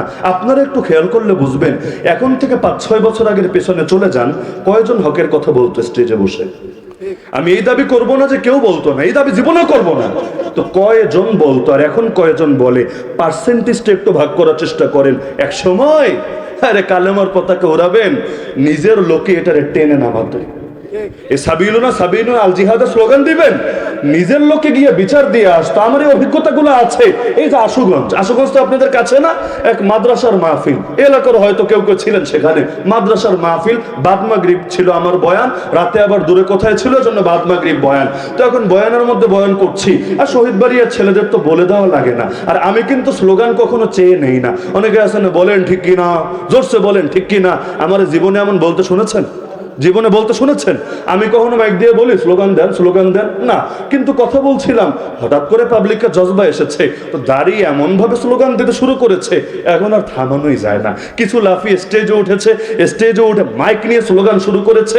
কারটাকে থামাবে? একজন ক্লান্ত হলে আরেকজন নাই, আরেকজন ক্লান্ত হলে আরেকজন নাই। মানে আমি যে বারবার বলি বসেন বসেন, বৈশা যান, কোনো লাভ হয় না। এই কথা কারো কানে পৌঁছে না। দুমায়া স্লোগান চলছে আর চলছে। আর স্লোগান দিতে পাবলিক তো আর এত কিছু চিন্তা ফিকির করে দেয় না, মুখে যা আছে সবই বলছে। এখন স্লোগান শেষ হতে দেরি বেশি না, আমার যতটুকু মনে পড়ে 10 মিনিটের মতো খালি স্লোগানই চলেছে। আমি কথা বেশি বলতে পারি নাই। লাস্টে আমি যখন দিয়েছি না অবস্থা বেশি ভালো মনে হচ্ছে না, অল্পতেই বয়ান গুছিয়ে চলে এসেছি। কিন্তু পরে আমাকে কর্তৃপক্ষ ফোন দিয়েছে, হুজুর আপনি যাওয়ার কয়েক মিনিটের মধ্যেই থানা থেকে গাড়ি ভরা পুলিশ এসেছে। কেন? তাদের সমস্যা বয়ান নিয়ে না, যে এখানে এত স্লোগান কেন হচ্ছে না জানি, এখান থেকে জঙ্গিরা বের হয়ে আমাদেরকে ধরে খেয়ে ফেলে। কি এক অবস্থা রে ভাই, পাবলিক একটু মন খুলে স্লোগান দিবে, ওই স্লোগান দেওয়ার সুযোগ নাই। আলহামদুলিল্লাহ সুম্মা আলহামদুলিল্লাহ, দিন ঘুরতে বেশি সময় লাগে নাই। এখন তো সাধারণ সাধারণ ছেলেরা, কলেজ ভার্সিটির ছেলেরা পর্যন্ত এই সাবিলুনা সাবিলুনা স্লোগান দিচ্ছে, কালেমার পতাকা পটপট করে উড়াচ্ছে। রিমান্ডে পর্যন্ত আমাকে জিজ্ঞাসা করেছে, আচ্ছা হুজুর এই সাবিলুনা আল জিহাদ এই স্লোগানে কি আছে? এটা খালি আপনার মাহফিলে, গুনবির মাহফিলে, হারুন ইজহারের মাহফিলে আর অমুক তমুকের মাহফিলেই কেন দেওয়া হয়, অন্য কোনো মাহফিলে দেওয়া হয় না? তাহলে এটাকে বিশেষ কোনো কোড, বিশেষ কোনো প্রতীক? আমি বললাম না, বিশেষ কোনো কোডও না, বিশেষ কোনো প্রতীকও না। বললো অন্যদেরটায় দেয় না, আপনাদেরটায় কেন দেয়? আমি বললাম আমি কি দিতে বলি? আমি কি জীবনে বলেছি কোনোদিন মাইক দিয়ে স্লোগান দাও? মানুষ দিচ্ছে, জিজ্ঞাসা করলে মানুষকে ধরে এনে জিজ্ঞাসা করেন, আমার জিজ্ঞাসা করছেন কিসের জন্য? বলছে না কোনো না কোনো ব্যাপার তো আছে। আমি বলেছি ইনশাআল্লাহ সময় সব স্পষ্ট করে দেবে। কারণ আমি ওরা বোঝালে লাভ নেই, বুঝবে না, সময় সব স্পষ্ট করে দেবে। ও সময় আমাদেরকে রিমান্ডে বলতো, হুজুর আপনাদের নামে অভিযোগ আছে, বাইরের কারো থেকে না, আপনাদের লেবাসের অনেকের থেকে, যে আপনি অমুক অমুক অমুক, আপনারা নাকি মানহাজি। পত্রপত্রিকাও লেখালেখি হচ্ছে আপনারা কি মানহাজি। এটা মানে কি? আমি বললাম মানহাজি মাযহাবি মানে বুঝেন, মাযহাব মানে ধারা, আর মাযহাবি মানে যে কোনো ধারার উপরে আছে, মানে গোলালো না, নির্দিষ্ট একটা মূলনীতি, একটা উসুল, নির্দিষ্ট ইমামকে ফলো করে, তারে মাযহাবি বলে। মানহাজ মানেও ধারা, মানহাজ মানে কর্মপদ্ধতি, মানহাজ মানে আদর্শ। তো মানহাজি মানে যে নির্দিষ্ট কোনো আদর্শ মানে নির্দিষ্ট কোনো পদ্ধতি অনুসরণ করে। তো মাযহাবের বিপরীত শব্দ যেমন লা মাযহাবি, মানহাজির বিপরীত শব্দ লা মানহাজি। লা মাযহাবি মানে কি? নির্দিষ্ট কোনো মাযহাব মানে না, নির্দিষ্ট কোনো ইমাম অনুসরণ করে না, নির্দিষ্ট কোনো মূলনীতি ফলো করে না। তো লা মানহাজি মানে কি? গোলালু গোলালু, আর নির্দিষ্ট কোনো আদর্শ থাকে না। আওয়ামী লীগের কাছে গেলে আওয়ামী লীগ, বিএনপির কাছে গেলে বিএনপি, শাহবাগে গেলে শাহবাগী, নাস্তিকের কাছে গেলে নাস্তিক, যেখানে যাবে সেখানে, আর নিজের কোনো রং নাই, ও সব সময় রং পাল্টাতে থাকে, এগুলোকে লা মানহাজি বলে। বলল হুজুর এটাই যদি হয় তাহলে আপনাদের লোকের এই গালি দেয় কোন দুঃখে? আমি বলেছি এর জবাব আমার কাছে নাই, জবাব তাদের কাছে আছে। আলহামদুলিল্লাহ সুম্মা আলহামদুলিল্লাহ, দিন পরিবর্তিত হয়েছে। যারা গালি দিয়েছে এখন ওদের অনেককে খুঁজেও পাওয়া যাচ্ছে না, এক একজন এখন গুহার মধ্যে লুকিয়ে আছে। সংসদে দাঁড়িয়ে একজনই মানহাজি শব্দ বলেছে, আল্লামা বাবুনগরীর সামনে বেয়াদবি করেছে। আমি নাম বলতে চাচ্ছি না, চিটাগাঙ্গের এক লেবাসধারী কুলাঙ্গার এমপি। আর লেবাস দেখে অনেকে ভেবেছিল এবার তো ইসলাম জিন্দা হয়ে যাবে, সে এমপি হয়েছে, কওমের কৃতি সন্তান, ইসলাম জিন্দা হতে বাধা কোথায়? সংসদে দাঁড়িয়ে আল্লামা বাবুনগরের শানে বেয়াদবি করেছে, এই মানহাজি শব্দ নিয়ে টিটকারি মেরেছে। আলহামদুলিল্লাহ সুম্মা আলহামদুলিল্লাহ। এমনকি এটা না, আমরা জেল থেকে বের হওয়ার পর তার এলাকায় মাহফিলে যেতে পারি নাই, একেবারে নিষেধাজ্ঞা দিয়ে রেখেছে, এরিয়ার আশপাশেও যেতে পারবো না। আলহামদুলিল্লাহ, এখন তাদেরকে টর্চ লাইট দিয়েও আর খুঁজে পাওয়া যাচ্ছে না। বলছিলাম গালিগালাজ করে দমিয়ে রাখা যাবে না। আরে এক সময় মানুষই বলতে শুরু করবে, তোদের চোখে হকের কথা যদি বলা জঙ্গিবাদ হয়, আরে মুসলমান জঙ্গিবাদে গালি খেতে রাজি, তোদের চোখে জিহাদের কথা বলা যদি উগ্রবাদ হয়, মুসলমান উগ্রবাদী গালি খেতে রাজি, তোদের চোখে পূর্ণাঙ্গ কোরআনের হাকিকি তাফসীর করা যদি মৌলবাদ হয়, মুসলমান মৌলবাদী গালি খেতে রাজি, তোদের চোখে আকীদার কথা বলা, ঈমানের কথা বলা যদি সাম্প্রদায়িকতা হয়, মুসলমান সাম্প্রদায়িক গালি খেতে রাজি। কিন্তু তোদের গালির ভয়ে মুসলমান হকের পথ থাকতে রাজি না। গালিগালাজ করে মুসলমানকে দমিয়ে রাখা যাবে না। যে মুসলমানকে মেরেই দমানো যায় নাই, গালি দিয়ে কিভাবে দমানো যাবে? তো বলছিলাম সেই প্রথম কথা মনে আছে না, যে জমিন কার আর আমরা কার বান্দা? তো সারা জীবন বসে কামই আমাদের একটা, মনে করেন বাড়ি আপনার, আমি চাকর, আমার কাজ কি বাড়ির দেখাশোনা করে, ব্যাস, আর বাইরে কিছু দরকার নেই, এটা আমার কাম। তো এই জমিনের মালিক আল্লাহ, আমরা পৃথিবীতে আল্লাহর খলিফা, আমাদের একমাত্র কাজ আল্লাহর জমিন, আল্লাহর দিন জিন্দা করা। কিভাবে করবেন সংক্ষেপে একটু ধারণা দিয়ে আলোচনার ইতি টানছি। এক নম্বর কাজ, ইসলামের কথা, কোরআনের কথা, দিন কায়েমের কথা, খেলাফতের কথা, জিহাদের কথা এত বেশি ব্যাপক করেন যে পৃথিবীতে কোনো বাতিল যাতে আলাদা করতে না পারে যে এ জিহাদের পক্ষে আর জিহাদের বিপক্ষে। দুঃখ লাগে এখনো পর্যন্ত স্বাধীন বাংলাদেশেও মোল্লা মুন্সিরা এমনও বিতর্কের আহ্বান করে যে কে খেলাফতের পক্ষে কে খেলাফতের বিপক্ষে বিতর্ক হবে। মানে খেলাফত কায়েম করা ফরজ নাকি ফরজ না, এটা নিয়ে নতুন করে নাকি বিতর্ক করতে হবে, বিতর্ক করে বোঝাতে হবে। নাউযুবিল্লাহি মিন যালিক। এক নম্বর কাজ করেন, সবাই মিলে দ্বীনের দায়ী হয়ে যান। পারবেন না? এই যে কলেজ ভার্সিটির ভাইয়েরা পারবেন না, এই যে জেনারেল লাইনের মানুষেরা পারবেন না, এই যে গ্রামের মুরব্বীরা পারবেন না। একজন বললে একজনরে মারবে, 10 জন বললে 10 জনরে ধরবে, 100 জন বললে 100 জনরে নিয়ে কাশিমপুরে ভরবে। এই দেশের আপামর জনসাধারণ সবাই মিলে যখন গর্জে উঠবে, আরে কারে ধরবে আর কারে ছাড়বে, তখন জয়ী হলে একসঙ্গে সবাই জয়ী হব, মরলে একসঙ্গে সবাই মরবো। কিন্তু 1400 জন পড়ে থাকবে কারাগারে, আর বাকি 14 কোটি বসে বসে ঘরের মধ্যে ঘাস কাটবে। এই কাপুরুষতা মুসলমান দ্বিতীয়বার করবে না। বাঁচলে একসাথে, মরলে একসাথে, আমাদের সুখ দুঃখ একসাথে মিলেমিশে থাকবে। কারণ আমরা বিজয়ী হতে আদিষ্ট না, বিজয় আমার হাতেও না আপনার হাতেও না, আমরা চেষ্টা করতে আদিষ্ট। আল্লাহ চেষ্টা করতে বলেছেন, তো চেষ্টা কেন করবো না রে ভাই? চেষ্টা করতে করতে মরলেও কামিয়াব, চেষ্টা করে করে বেঁচে বিজয় আনতে পারলেও কামিয়াব। মুসলমানের অভিধানে ব্যর্থতা বলতে কথা নাই, বাঁচলেও কামিয়াব মরলেও কামিয়াব। বাঁচলে গাজী, বাঁচলে গাজী, মরলে হারানোর কি আছে? আমাদের তো হারানোর কিছুই নাই। প্রত্যেকে দায়ী হবেন, প্রত্যেকে। দাওয়াত খালি এক গনবী দিবে না, দাওয়াত খালি এক মামুনুল হক দিবে না, দাওয়াত খালি এক রহমানে দিবে না, দাওয়াত খালি এক ওসামা দিবে না, দাওয়াত দিবে সকলে। কয়জনের জবান ওরা বন্ধ করতে পারে আগামীর বাংলাদেশ দেখবে। পারবেন না ইনশাআল্লাহ? পারবেন না ইনশাআল্লাহ? সবচাইতে বেশি ভয় কি পায় জানেন? আপনারাও হয়তো পান, হুজুর বলতে তো টাকা লাগে না, বলতে পারবো, লেকিন বললে ইন্ডিয়া এসে যখন ধরবে আমাদের কে বাঁচাবে, এই ভয় পায়। বলে হুজুর আরাকানের রোহিঙ্গারা মাইর খেয়েছে, বাংলাদেশে এসে আশ্রয় নিয়েছে, আমরা মাইর খেলে কই যাব? 3 দিকে তো যারা মাইর দিবে তারাই দাদা জানরা, আমাদের প্রেমিক। এবং আগে এক মন্ত্রী দাবি করেছিল স্বামী স্ত্রীর সম্পর্ক নাকি, তাহলে 3 দিকে তো তারাই। একদিকে আবার সাগর, কোনার মধ্যে আছে আরাকান, ওরও তো অবস্থা ভালো না, তা আমরা যাবো কই? আমি জবাব দেই, ডাইনে বামে সামনে পেছনে, পূর্ব পশ্চিম উত্তর দক্ষিণ, এদিকে যতদিন যেতে চাইবে অতদিন দৌড়ানির উপরেই থাকবা, মাইরি খাবা। এদিক ওদিক যাওয়ার চিন্তা বাদ দিয়ে উপরের চিন্তা ধরো, উপরের চিন্তা ধরো, ডাইরেক্ট উপরওয়ালার সাথে কানেকশন করো। আমরা ডাইনেও যাব না, বামেও যাব না, সামনেও ভাগবো না, পেছনেও ভাগবো না। আরে আমরা ভাগতে আসি নাই, এই জমিন ওদের বাপের জমিন না, আল্লাহর জমিন, আল্লাহর বান্দা থাকবে, কেউ সরাতে পারবে না। আমাদেরকে আমাদের যারা বিতাড়িত করতে আসবে ওরা পালানোর জায়গা পাবে না। তাহলে ইন্ডিয়ার ভয় কিসের? হায়াতের মালিক ইন্ডিয়া, মৌতের মালিক ইন্ডিয়া, উপকারের মালিক ইন্ডিয়া, ক্ষতির মালিক ইন্ডিয়া। হায়াত কার হাতে? মৌত কার হাতে? আরে জীবন মরণ সবই যদি আল্লাহর হাতে, লাভ ক্ষতি সবই যদি আল্লাহর হাতে, সুস্থতা অসুস্থতা সবই যদি আল্লাহর হাতে, ব্যর্থতা সফলতা সবই যদি আল্লাহর হাতে, তাহলে বাতিলের সামনে মাথা নত হবে কোন দুঃখে? কোন যৌক্তিকতা আছে? কোন যৌক্তিকতা আছে? নাই। তার চাইতে বড় কথা, এটা বলে আমি আলোচনা শেষ করব, সবচাইতে বড় কথা, কারে ভয় পান? ধর্ম রাখেন, ইমান একিনের কথা রাখেন।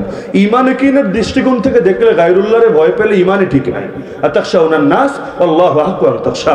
বান্দা তোরা মানুষের ডরাস, আল্লাহ এর হকদার যে তারে ডরাবি। তো আমি ইমান একিনের কথা এক সাইডেই রাখলাম, বাস্তবতায় আসেন। ধর্মবাদ বাস্তবতায় আসেন, বাস্তবতার দৃষ্টিকোণ থেকে ওদের ভয় পাওয়া যৌক্তিক কিনা? ভারত অনেক বড় দেশ না?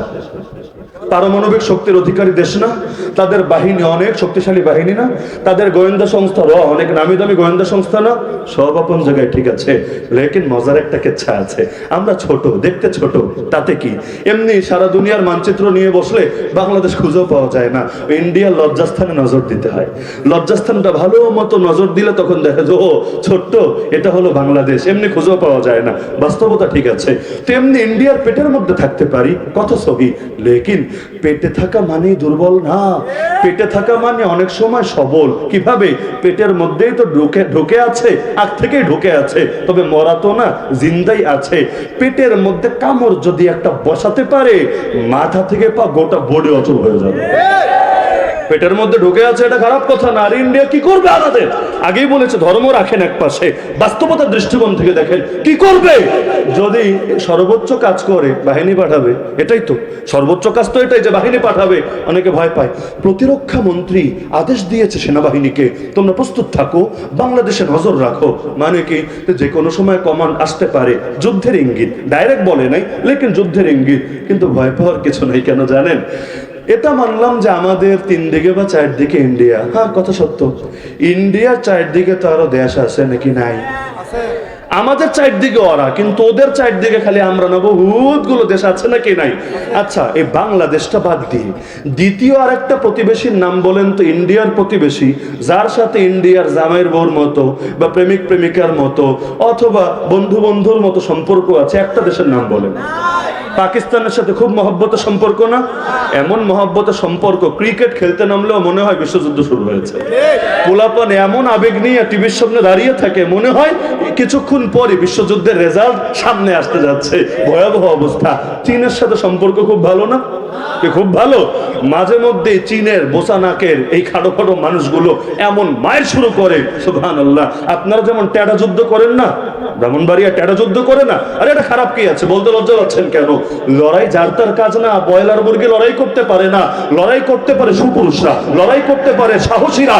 আর এই যে লড়াই করতে জানে, সারা দেশ খারাপ বলতে পারে, সারা দেশ গালি দিতে পারে, লেকিন এটা মনে রাখতে হবে, সাহসী যার তার ঘরে জন্মায় না রে ভাই। বাঘ বাঘি, সিংহ সিংহই। হ্যাঁ, আজকে হয়তো জ্ঞানের অভাবের কারণে, ইলমের অভাবের কারণে তারা লড়াই করছে দুনিয়ার জন্য, তারা লড়াই করছে দুনিয়ার সামান্য স্বার্থের জন্য। কিন্তু এই মানুষগুলো যেদিন ঈমানের বুঝ পাবে, এই মানুষগুলোই যেদিন দ্বীনের জন্য জেগে উঠবে, তখন তাদের লড়াই হবে আল্লাহর জমিন, আল্লাহর দ্বীন কায়েমের জন্য। তখন ওই ব্রয়লার মুরগিদেরকে দিয়ে কিচ্ছু হবে না, এই মানুষগুলোরই প্রয়োজন হবে। তো ওই নাক বোচা পাকিস্তানি ওই চায়নার বাহিনীগুলো মাঝে মধ্যে দেখবেন ওদের মারতে মারতে পিটিয়ে পিটিয়ে কয়ডারে মেরে ফেলেছে, আবার কয়ডারে আহত করেছে। যখন মেরে ফেলে পত্রপত্রিকা আবার লেখে যে বিএসএফ এর 5 জন জওয়ান 10 জন জওয়ান শহীদ হয়েছে। আচ্ছা, শহীদ হয়েছে, ভালো কথা। শহীদদের নাম কি? বলবে শহীদের নাম শহীদ অমুক ভট্টাচার্য রায়, শহীদ অমুক দেবনান্ত্র রায়, এই জাতীয় কথাবার্তা বলে। অদ্ভুত ব্যাপার। এই শহীদ আবার কেমন শহীদ? শহীদ তো হিজরা শব্দ না, শহীদ তো সেকুলার শব্দ না, শহীদ তো ইসলামের শব্দ। ইসলামের শব্দ নিয়ে টানা হেঁচড়া করতে লজ্জা লাগে না? মুসলমানরা গালি দাও, মুসলমানরা মারো, আর মরলে আবার মুসলমানের শব্দ শহীদ নিয়ে ভাব ধরার চেষ্টা করো। এই ফাইজলামি বন্ধ করতে হবে। মুসলমান ছাড়া কারো নামের আগে শহীদ লেখা যাবে না, লিখলে ইসলাম অবমাননা হবে। কারে বলে? এমনকি যে কোনো মুসলমান মরলেও তারা শহীদ বলা জায়েজ নেই। শহীদ মানে কি? শহীদ মানে আল্লাহর দ্বীনের পথে লড়াই করতে করতে জান কোরবান করেছে, এটাই তো মূল অর্থ, তো এটাই। আর রূপক অর্থে আল্লাহর রাসূলের হাদিসে কিছু মানুষকে শাহাদাতের মর্যাদা দেওয়া হয়েছে, যেমন মাদ্রাসার ছাত্র তালেবুল ইলমরা ইলম শিখতে এসে যদি মারা যায় আল্লাহ তাআলা শহীদের সওয়াব দিবেন, যদি আগুনে পুড়ে মারা যায় শহীদের সওয়াব দিবেন, পানিতে ডুবে মারা যায় শহীদের সওয়াব দিবেন, পেটের রোগে মারা যায় শহীদের সওয়াব দিবেন। কিন্তু সওয়াব দেওয়া এক জিনিস আর প্রকৃত শহীদ হওয়া আরেক জিনিস। তাহলে প্রকৃত শহীদ তারা আল্লাহর দ্বীনকে আল্লাহর জমিনে বুলন্দ করার জন্য যারা জান কোরবান করেছে। তাহলে ওরা কি আল্লাহর জমিনে আল্লাহর দ্বীন জিন্দা করতে এসেছে? আসে নাই। তাহলে এই যে চাইনিজরা মাঝে মধ্যে মাইর দেয়, খালি মাইর না, অরুণাচলের মধ্যে তো বিশাল এক এরিয়া দখল করে ফেলেছে। রাহুল গান্ধী গিয়ে দাবি করেছে আমেরিকায় যে লাদাখ চেনেন, জম্মু কাশ্মীরের ভাষায় আর কি, লাদাখের মধ্যে এত বিশাল এরিয়া দখল করেছে যেটা সাইজে নয়াদিল্লির সমান। নয়াদিল্লি ছোট না, নয়াদিল্লি ঘাটোরা সমান না, শৈলপুরের সমান তো হবেই। কয়েকদিন আগে তো নিজেই দেখে এসেছি, আপনারা একটু গুগলে সার্চ করে দেখে নিয়েন। নয়াদিল্লি পরিমাণ জায়গা লাদাখে দখল করে বসে আছে। এই দাবি করেছে এই যে বিরোধী দলের কংগ্রেসের রাহুল গান্ধী। আমেরিকায় গিয়ে বলেছে দেশে হয়তো সাহস করতে পারে নাই, কিন্তু এটাও যৌক্তিকভাবে ওরা খণ্ডন করতে পারে নাই, পারবেও না। এমনকি নেপাল ছোট্ট একটা দেশ আছে না, ছোট্ট দেশ, লেকিন ওরা কিন্তু হিন্দু রাষ্ট্র, মুসলিম রাষ্ট্র না। ওই হিন্দু রাষ্ট্রটার সঙ্গেও এই বজ্জাতদের ভালো সম্পর্ক নাই। মানে মজার ব্যাপার যে মুসলিম রাষ্ট্র না, একটা হিন্দু রাষ্ট্র, ওর সঙ্গে পর্যন্ত ইন্ডিয়ার ভালো সম্পর্ক নাই। তাহলে আমরা তো এক প্রতিবেশী না, আরো প্রতিবেশী আছে, একটার সঙ্গে সম্পর্ক ভালো না। সবাই চান্সে আছে, কখন খালি ঢুকবে আর মারবে। যেমন আপনাদের মনে থাকার কথা, ওই মণিপুরে কয়েকদিন ধরে ঝামেলা চলছে না, প্রচুর আন্দোলন চলছে। আমাদের বাংলাদেশের ছেলেদেরকে দেখে, আপনাদেরকে দেখে মণিপুরের ছাত্ররা, জনতা উৎসাহিত হয়ে তারাও মাঠে নেমে এসেছে। কারফিউ দিয়েও থামানো যায় না, পুলিশ দিয়েও থামানো যায় না, আর্মি দিয়েও দমানো যায় না। এমনকি ইন্ডিয়ার পতাকা নামিয়ে দিয়ে তাদের 7 রঙে একটা পতাকা আছে, ওই পতাকা পর্যন্ত উড়িয়ে দিচ্ছে।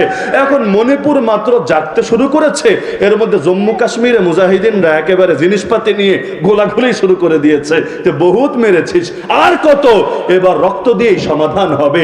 আমাদের একটাই কাজ হবে, সেটা হল ইন্তেকাম, প্রতিশোধ আর বদলা নিতে হবেই হবে। তার মানে কি যে একদিকে বাইরে যারা আছে ওরাও চান্সে আছে, দ্বিতীয়ত ভেতরে যারা আছে ওরাও চান্সে আছে। এই যে 7 সিস্টার্স বলেন না, এই যে আমাদের আশপাশে আছে, আর আমাদের কাছে ওদের গলাটা আছে চিকেন নেক, মুরগির গলা, ব্রয়লার মুরগির গলা আর কি।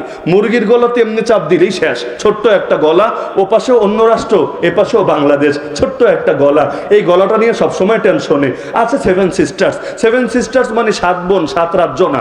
7 সিস্টার্স শব্দের অর্থ যাই হোক, 7 সিস্টার্স মানে 8টা রাজ্য। কয়টা রাজ্য? নামে 7টা, কিন্তু আসলে রাজ্য কয়টা? 8টা। অনেক ক্ষেত্রে এমন হয় নামে আর কামে মিলে না। যেমন আমরা চিশতিয়া তরিকার একটা জিকির আছে, 12 তসবিহ বলি আমরা, 12 তসবিহ, কিন্তু আসলে জিকির হলো 1300 বার। বলা হয় 12 তসবিহ, জিকির হলো 1300 বার। নাম হয়ে গিয়েছে। অনেক ক্ষেত্রে হয় নাম একটা হয়ে যায়, পরে আর সেটা চেঞ্জ হয় না। আপনাদের ব্রাহ্মণবাড়ি এমন লোক নাই নামই শহীদুল ইসলাম নাই, অথচ জিন্দা, আস্ত জিন্দা একটা লোক, কিন্তু নাম কি? শহীদুল ইসলাম। এমন লোক নাই নামই মুজাহিদ বা আমিরুল মুজাহিদিন। আরে আছে কি না? নামই মুজাহিদ, কিন্তু জিহাদের ট্রেনিং আছে, জিহাদের ময়দানে সময় দিয়েছে, কিচ্ছু না, নামই হয়ে গিয়েছে। অনেক ভণ্ড বেদাতির নাম আছে জিহাদি, জানেন না আপনারা? ভণ্ড, কিন্তু নাম কি? জিহাদি। তুমি কোন ময়দানে জিহাদ করে? জিহাদি। আরাকানে না কাশ্মীরে, আফগানিস্তানে না ইরাকে, ইয়ামানে না সিরিয়ায়?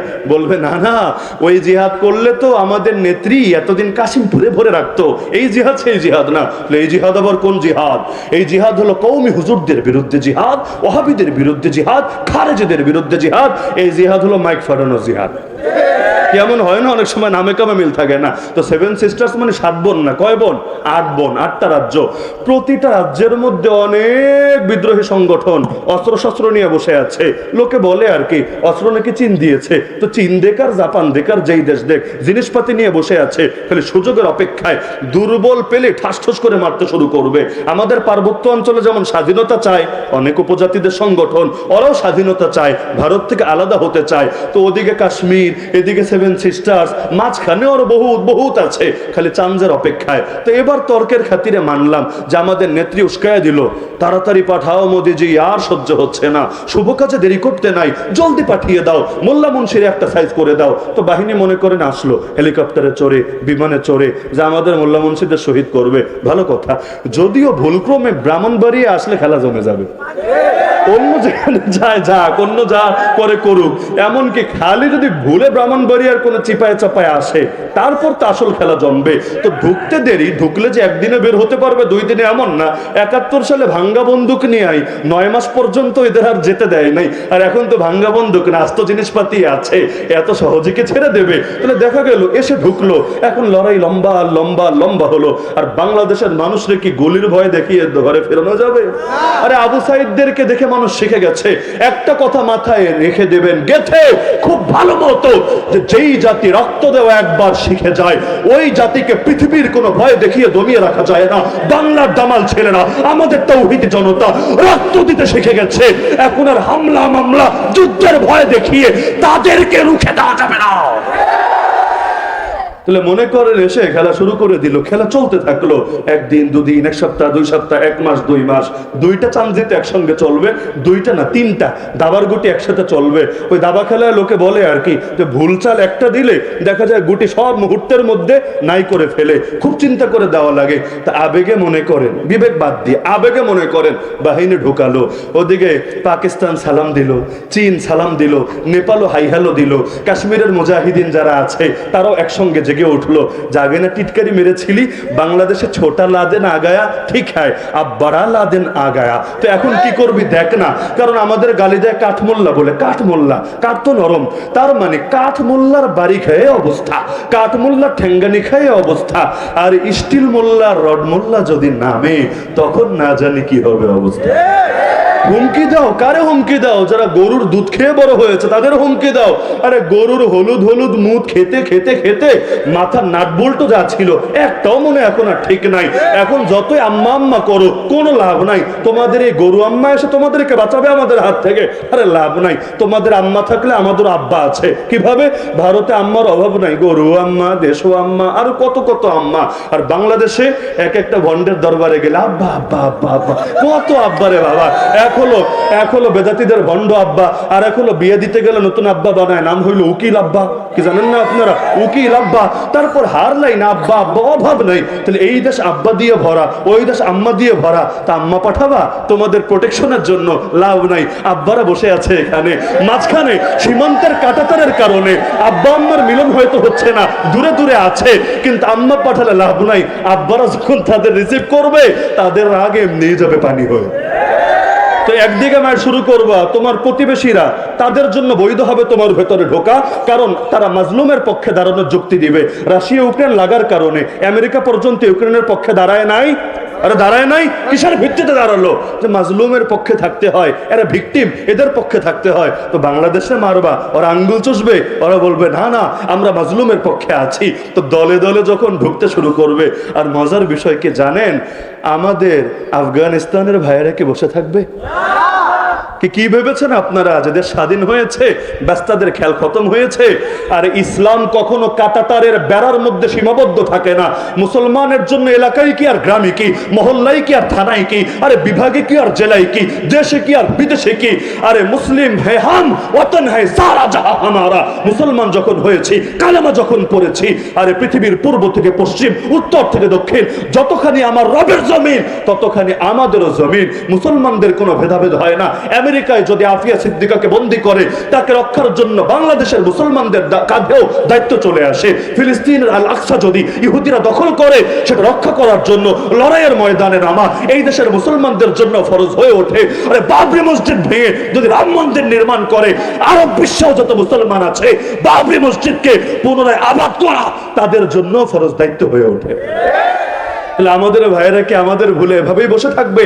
আমরা এত মাইল দূর থেকে তাদেরকে সালাম জানাই, সংবর্ধনা জানাই, তাদের দুঃখে দুঃখিত হই, তাদের সুখে সুখী হই, তারা আমাদের মোটেও স্মরণ করবে না।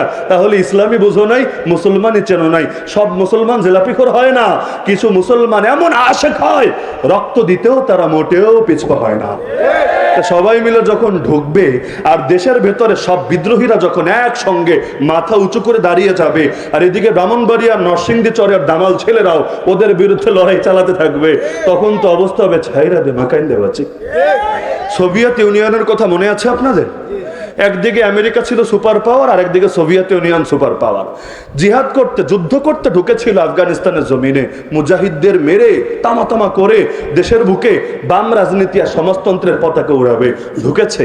একদিন দুদিন না, টানা 9 বছর পর্যন্ত যুদ্ধ করেছে।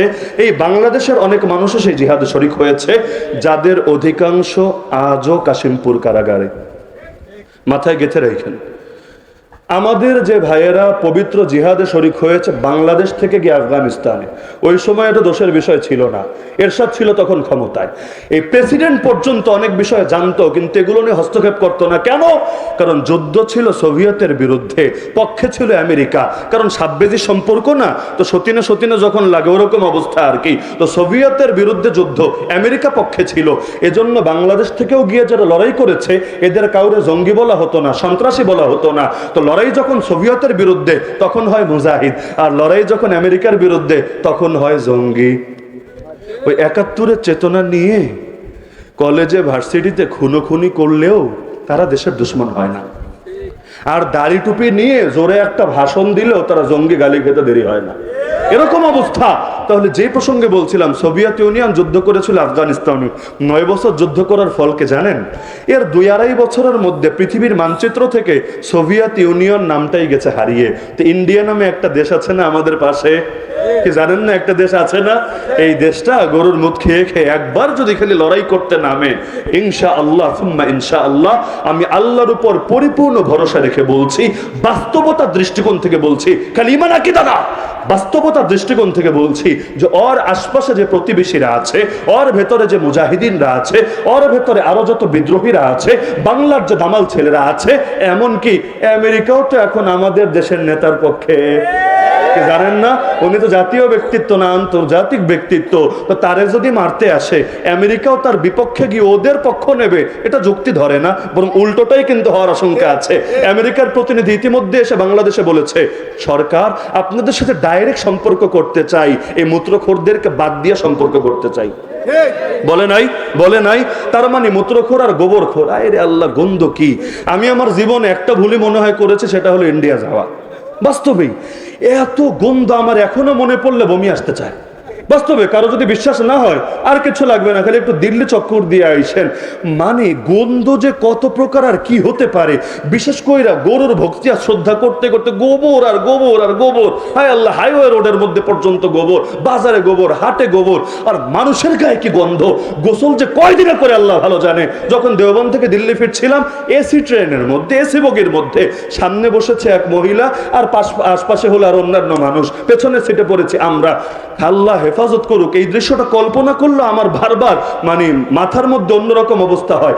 যেই কয়বার খালি গা নাড়া দিচ্ছিল, এমন এক মানে বমি আসার অবস্থা হচ্ছিল, নিজেরা কন্ট্রোল করাই মুশকিল হচ্ছিল। এমনকি আমার পাশে যে সাথী ছিল, বাংলাদেশ থেকে গিয়েছে, আসার পর বহুদিন বলেছে, হুজুর এখনো পর্যন্ত আমি স্বাভাবিক হইলেই দোয়া কইরেন, এখনো বউর কাছেও আমি যাইতে পারি না, খালি আমার কেন জানি নাকের মধ্যে ওই গন্ধটা, ওই ফিলটা খালি আসতে চায়। আমি বানিয়ে বলছি না, বিশ্বাস না হলে আপনার এই ভিসা তো বন্ধ আছে এখন, কোনোদিন চালু হলে একটু চক্কর মেরে দেখে আইসেন, গন্ধ কত প্রকার আর কি কি! বাপের জন্মের তরে শিক্ষা হবে, জীবনে আর যাইতে চাইবেন না।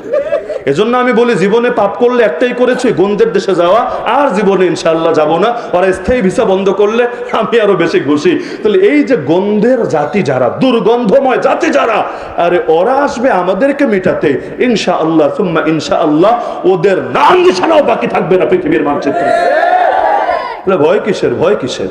আমি তো মনে করি যতদিন লাগবে না ততদিন আতঙ্ক থাকবে। ওই শুরুর আন্দোলনের কথা বলেছিলাম না, যতদিন লাগবে না আতঙ্ক থাকবে। একবার খালি লেগেই দেখুক না, আমাদের নাম না রয়্যাল বেঙ্গল টাইগার? কি জানেন না আপনারা?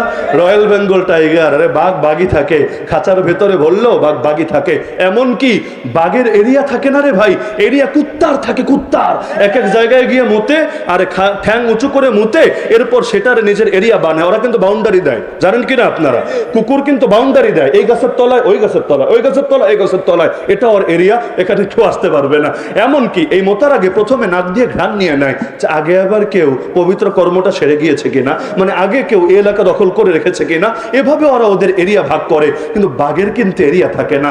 বাঘ যদি জঙ্গলে ঢোকে, গোটা জঙ্গলটাই তার এরিয়ায় পরিণত হতে থাকে। তাহলে যেই বনে বাঘ থাকে না, ওই বনে শিয়াল মামাই রাজা হয়ে ওঠে। তো এই দেশের আলেম ওলামাকে দীর্ঘদিন পর্যন্ত দমিয়ে রাখা হয়েছে, বনটাকে শূন্য রাখা হয়েছে।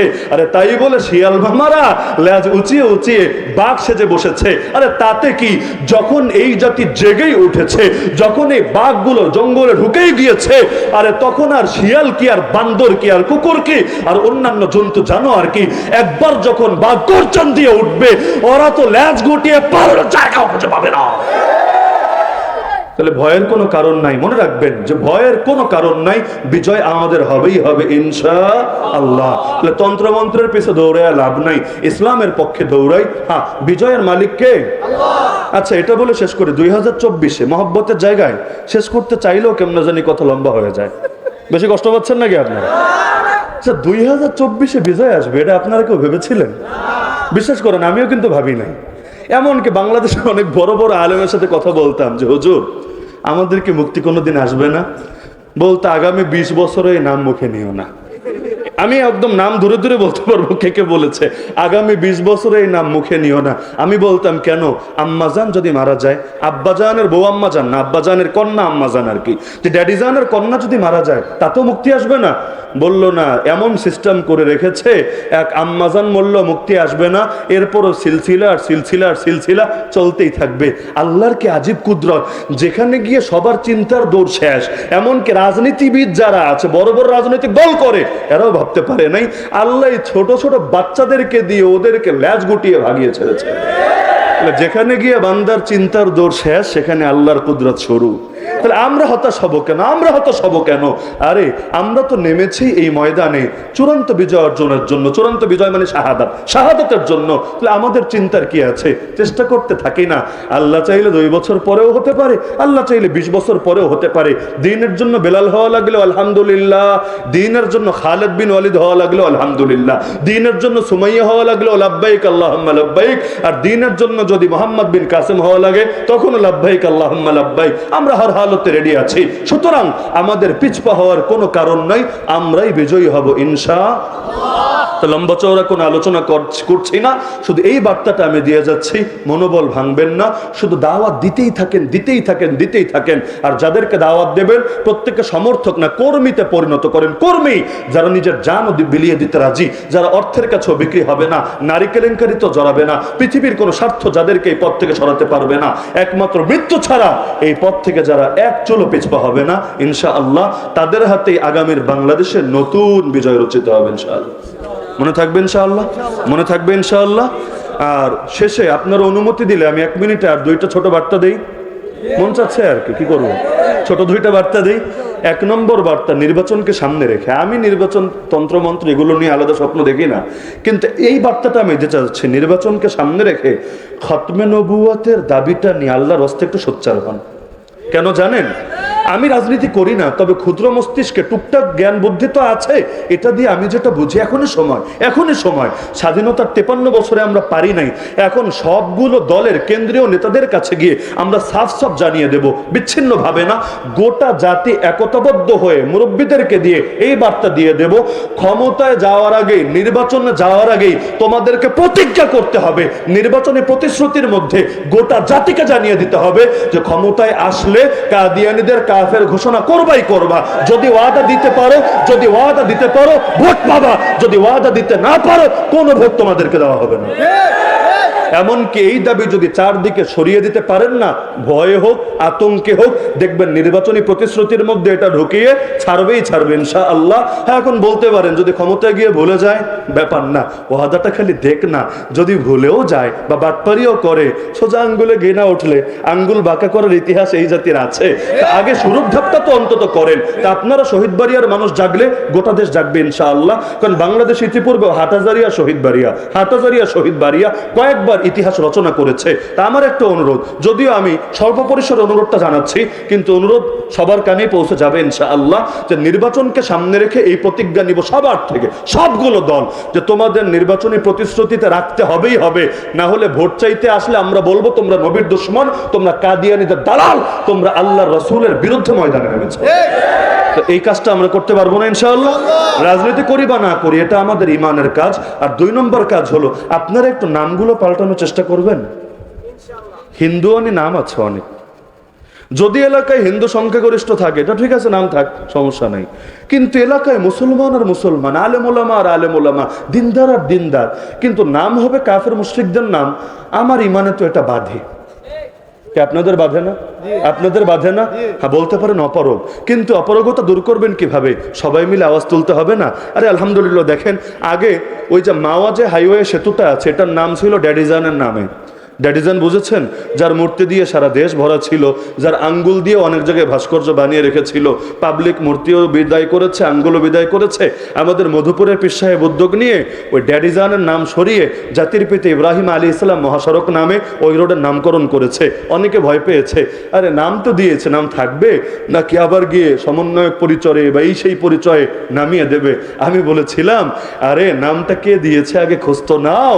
আরে মুন্সিগঞ্জের বাঘি যখন নামটা দিয়েছে, আল্লাহর বান্দা যতদিন জীবিত আছে, দেখতে বুড়া হলে তাতে কি, কিন্তু যতদিন জীবিত আছে, আমি যতটুকু তাকে কাছ থেকে জানি, কোন বাপের বেটা এসে নাম খুলে মুন্সিগঞ্জ থেকে প্রাণ নিয়ে যেতে পারবে না। তাহলে উদ্যোগ নিয়েছে, আলহামদুলিল্লাহ চেঞ্জ হয়েছে। তা আমি বলতে চাচ্ছি না কি কি নাম আছে, বললে আবার আগামীকাল মিডিয়া গরম হয়ে যাবে। আমার নাম আলাদা করে বলে দেওয়ার দরকার নাই, কিন্তু আপনাদের তো জানা আছে যে মুসলমানের উপর কি কি বিজাতীয় নাম চাপানো আছে। তো বিজাতীয় এলাকায় বিজাতীয় নাম থাকে, আমি আবারও বলছি আপত্তি নাই।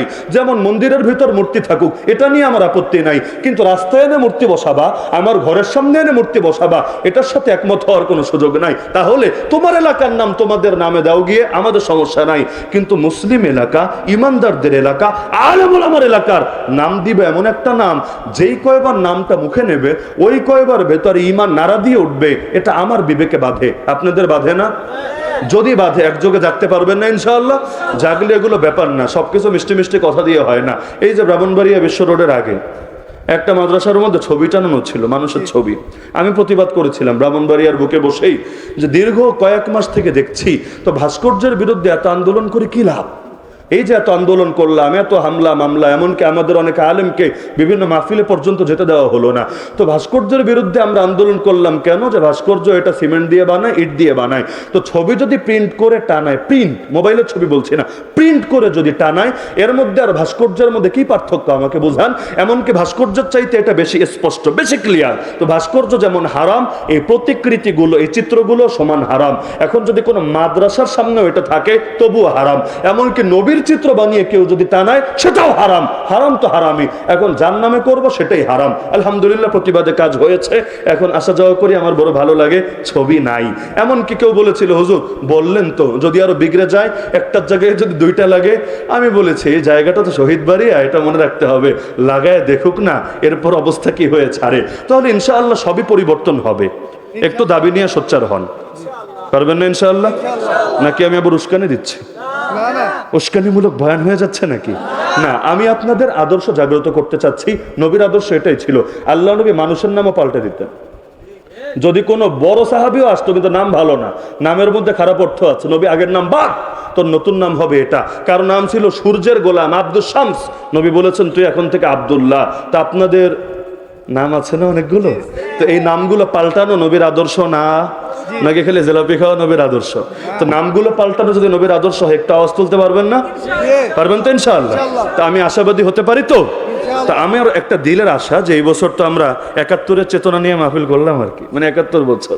আগামী বছর 72-এর সংবিধানের মাহফিল আসবে আমাদের। আগামী বছরের মধ্যে আমি ব্যক্তিগতভাবে স্বপ্ন দেখি পুরোটার নাম চেঞ্জ না হলেও কয়েকটা নাম অন্তত চেঞ্জ হবে। প্রয়োজনে বড়দের নামে দেন, বা এখন যাদের চেতনা সারা দেশে ছড়িয়ে আছে, আবু সাইদ আছে, মুগ্ধ আছে, অনেকে আছে, প্রয়োজনে তাদের নাম দেন। তো বিজাতীয় নামগুলো একটু একটু একটু করে সরান, পারবেন না? না বেশি খারাপ হয়ে যাবে এটা? হ্যাঁ, আমরা যদি না জাগি মা, কেমনে সকাল হবে?